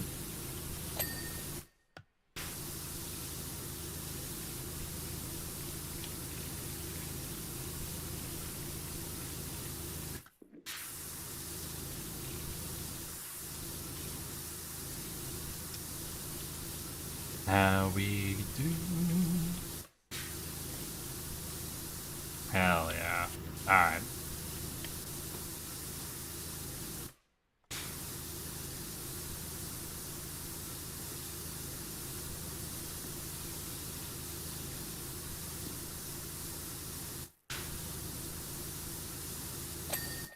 Beautiful. Roof's clean.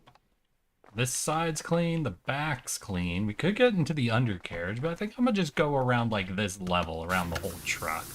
It's gonna just go top to bottom, essentially.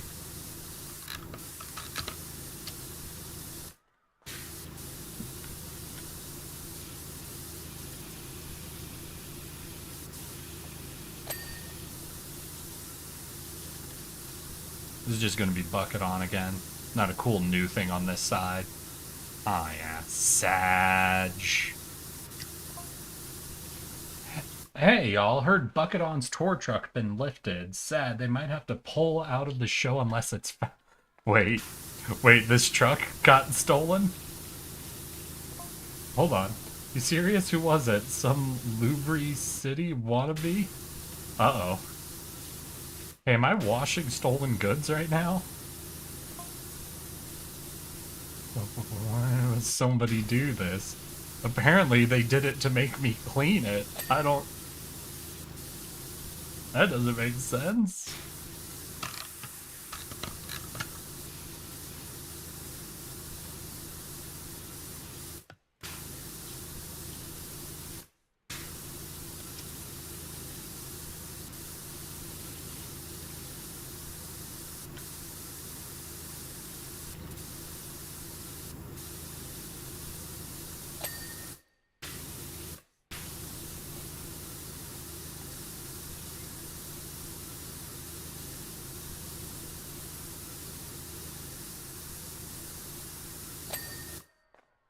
Okay.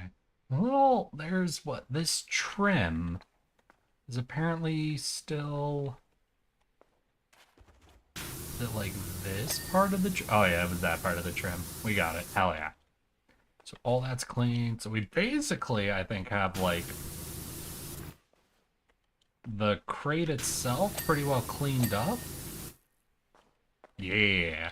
So what do we do? Do we want to do the wheels or do we want to do the front truck?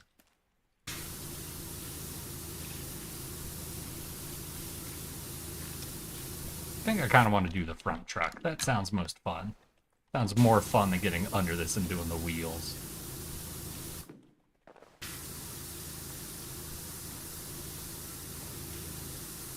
Though the front truck still has wheels and under stuff I have to do. Ugh.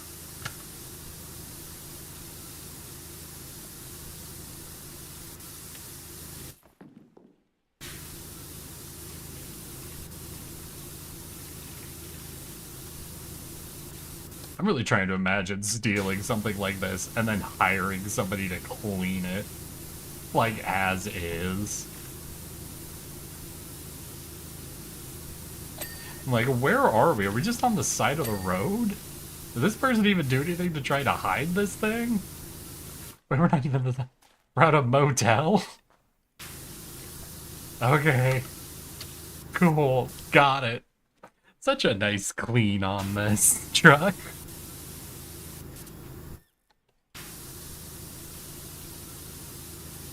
Hey, do you guys think that's that stolen truck? No, of course not. Look, someone's out there cleaning it. Why would somebody be power washing a stolen truck? That doesn't make sense. Clearly, that means it's not a stolen truck. The ultimate disguise.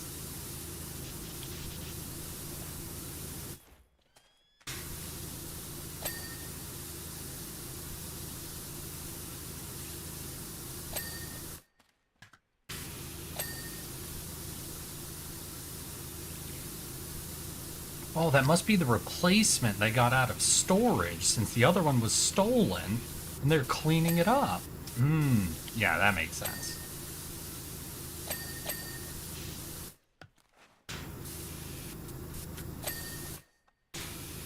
That's what we're going to be working on. That's our plausible deniability right there.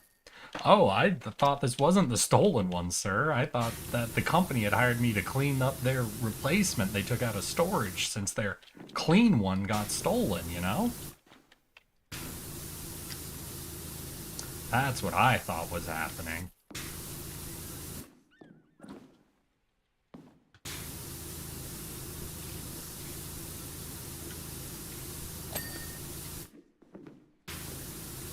Alright, where are you still dirty?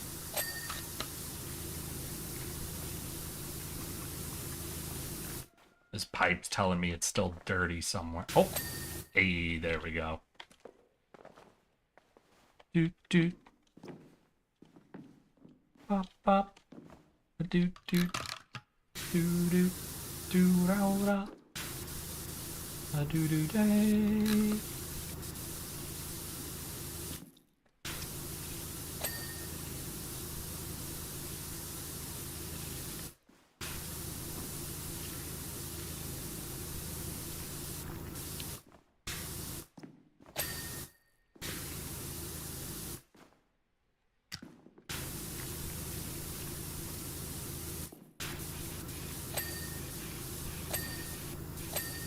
Hell yeah, there we go.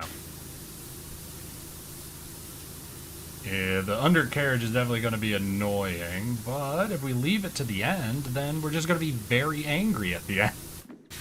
You know, that's the best way to approach a game, right? Just save up all your annoyance for one point. That way you just end feeling frustrated. I really build the best gaming experiences for myself, I think.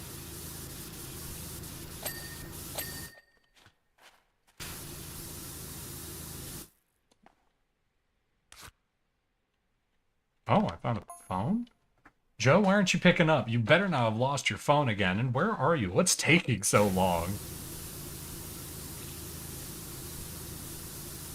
Joe, you did find a truck to pick up Rocky and the bike, right? We need those gems to thrust yesterday?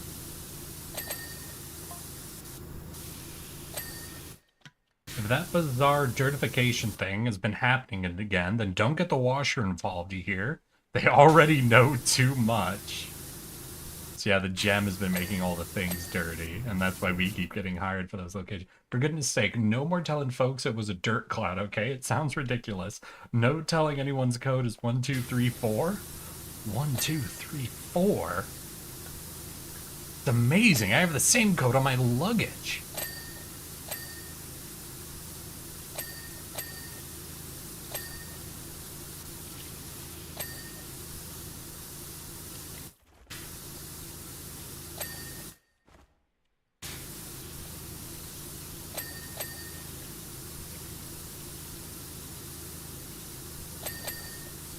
Wait, does that mean I can open up the back now? Well, you know, we were hired to do a job. Let's at least clean the truck before we go and try to open the back. You know, I'm fucking...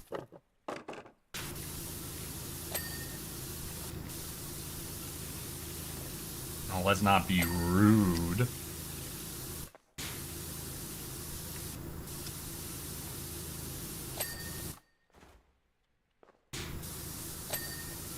Hell yeah.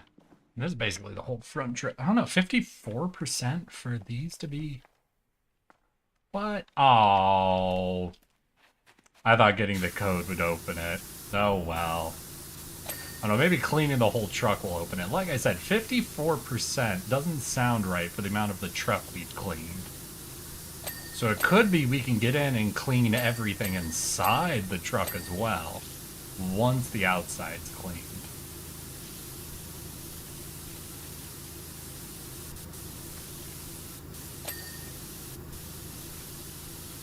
Yeah, I'll work on that theory. I'll work with that theory.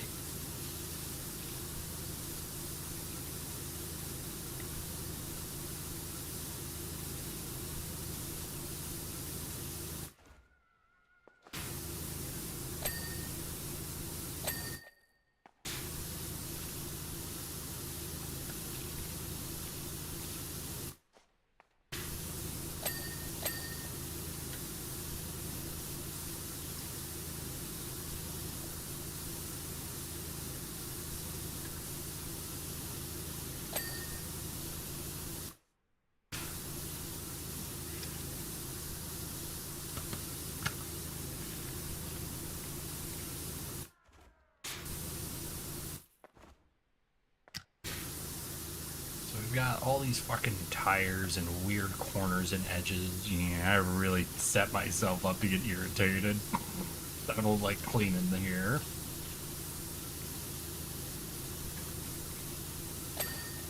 It was funny to get the code that way.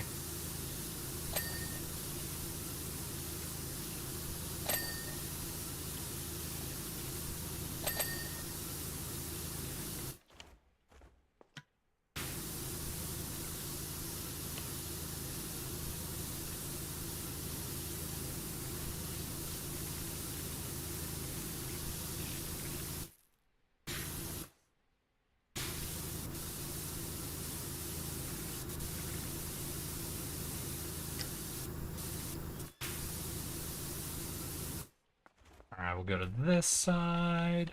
Oh yeah, lots of dirt in there.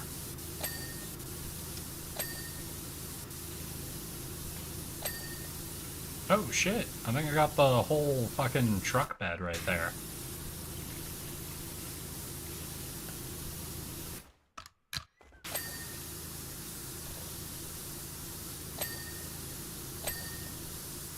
Alright, how many wheels we got left?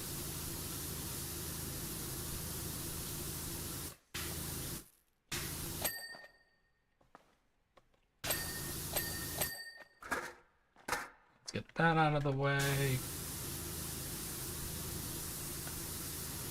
We still got a little bit of truck bed down here.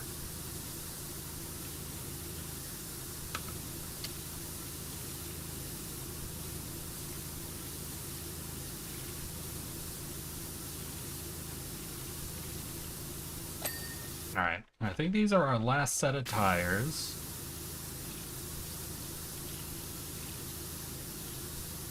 Well, the fact that items haven't shown up yet, like I'm not getting the notification list, so I think that means we still have over 4 object types remaining. I'm pretty sure it shows up once you have only 3 object types. Yeah, there we go. So that's all the hubcaps. Far sighting, so that's fairing into the fairing light. Alright, so all we have is this. And my theory is once we get this cleaned, it'll open the bed of the truck. Yes! Oh yeah, look how dirty it is. Let's get that nice and cleaned up.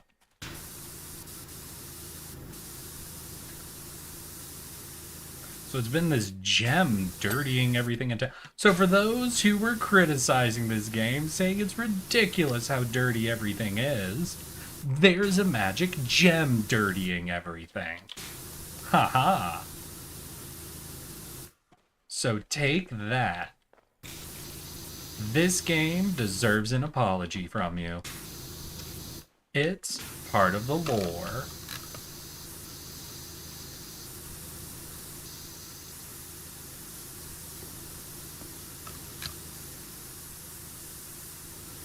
The gem casts filth. What, is that like a re-flavor of color spray? Oil slick?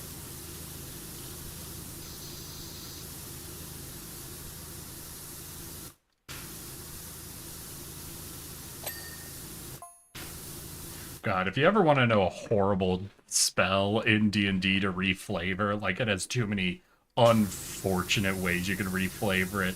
Look at color spray. Color spray, I think, is a 2nd level. I might be wrong on this, but it's a spell in D&D. It's relatively low level. Where what that is it's supposed to be you throw like a spray of color into people's eyes, and it basically stuns them for a couple of turns. So you can retool it as throwing anything into their eyes that would like blind or distract people for a minute. So it could just be glitter. It could be lights. It could be a fucking mud that you throw in their faces. If you're a clown, color spray could be redone into, you know, like a seltzer thing or a pie. And there are many, many more horrifying options. If you're like a warlock of an undying patron, it could be a cloud of flies. Or shit, or rot, or maggots you throw at them. If you're a Cthulhu creature, it could basically be just unknowable knowledge. And if you're a very inappropriate person or a bard, even more options. It could be your fan art you drew of them. Pocket sand. Pocket sand is another option.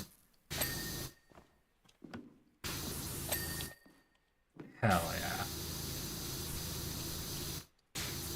Almost, well, we're at 90%? We have a floor and a crate left. I don't know if that quite seems right to me. this floor into crate doesn't seem quite... Oh, and the ceiling. And there's a few lights on the ceiling. No, if it was 95 right now, then I'd say just the floor, the ceiling, and this crate would make sense, but...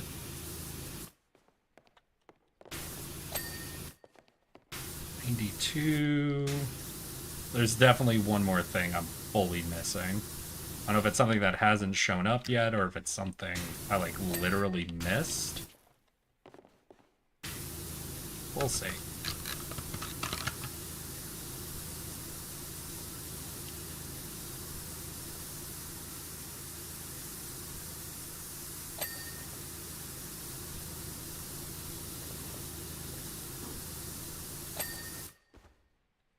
That puts us at 95. And we got the crate.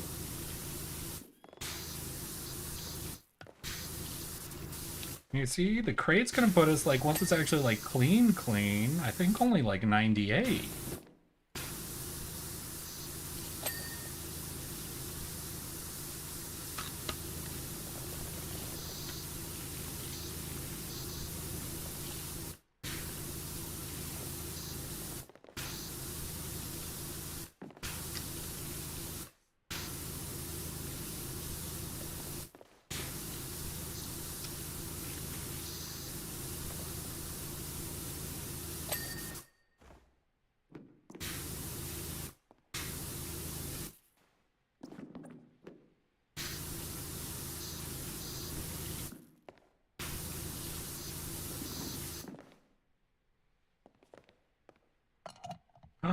It opens. I knew it. I knew there was something missing.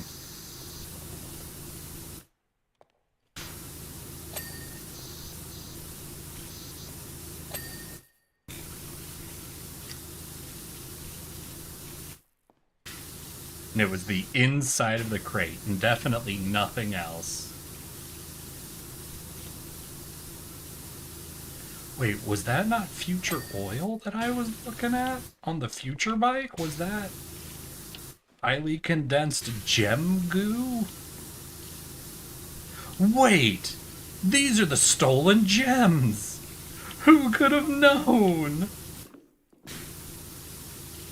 The Merman's gems, not a moment too soon. I'll organize getting these back in place on the statue. Hell yeah. Fuck yeah, let's do it. Oh, I can't wait. I think what, we probably got one more map?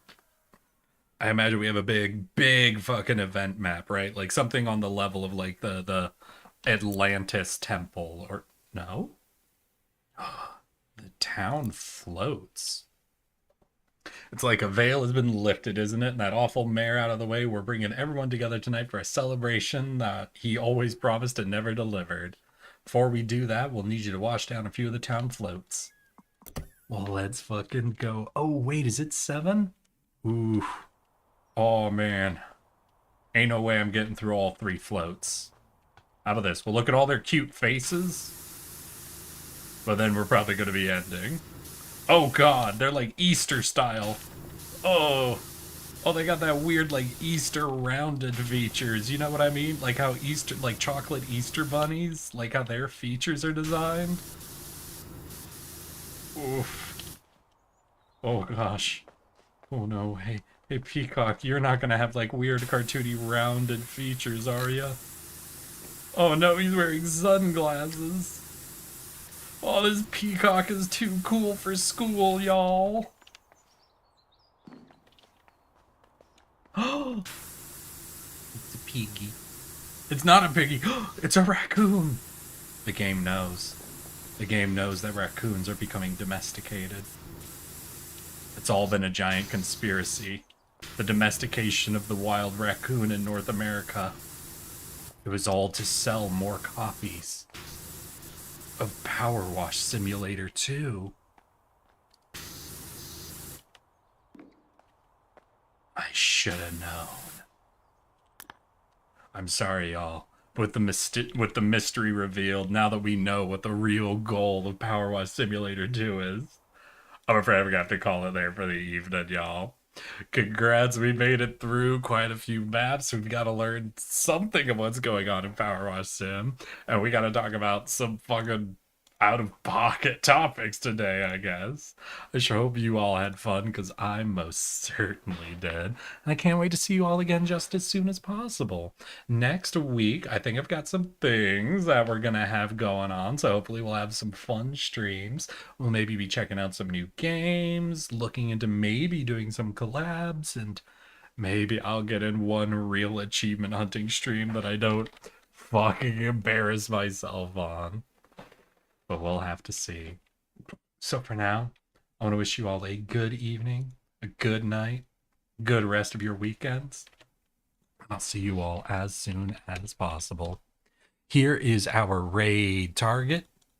Here is our raid message. I won't do the... I'm realizing because some of you don't have the animation ones, you can't do those. So we'll do howdy, howdy, party raid, howdy, howdy. There we go. No animation raid message today. I'll see you all just as soon as possible. Have a good end to your fucking weekends. And remember, I love you all. So let's get ready to raid in 5, 4, 3, 2. Let's go, girl.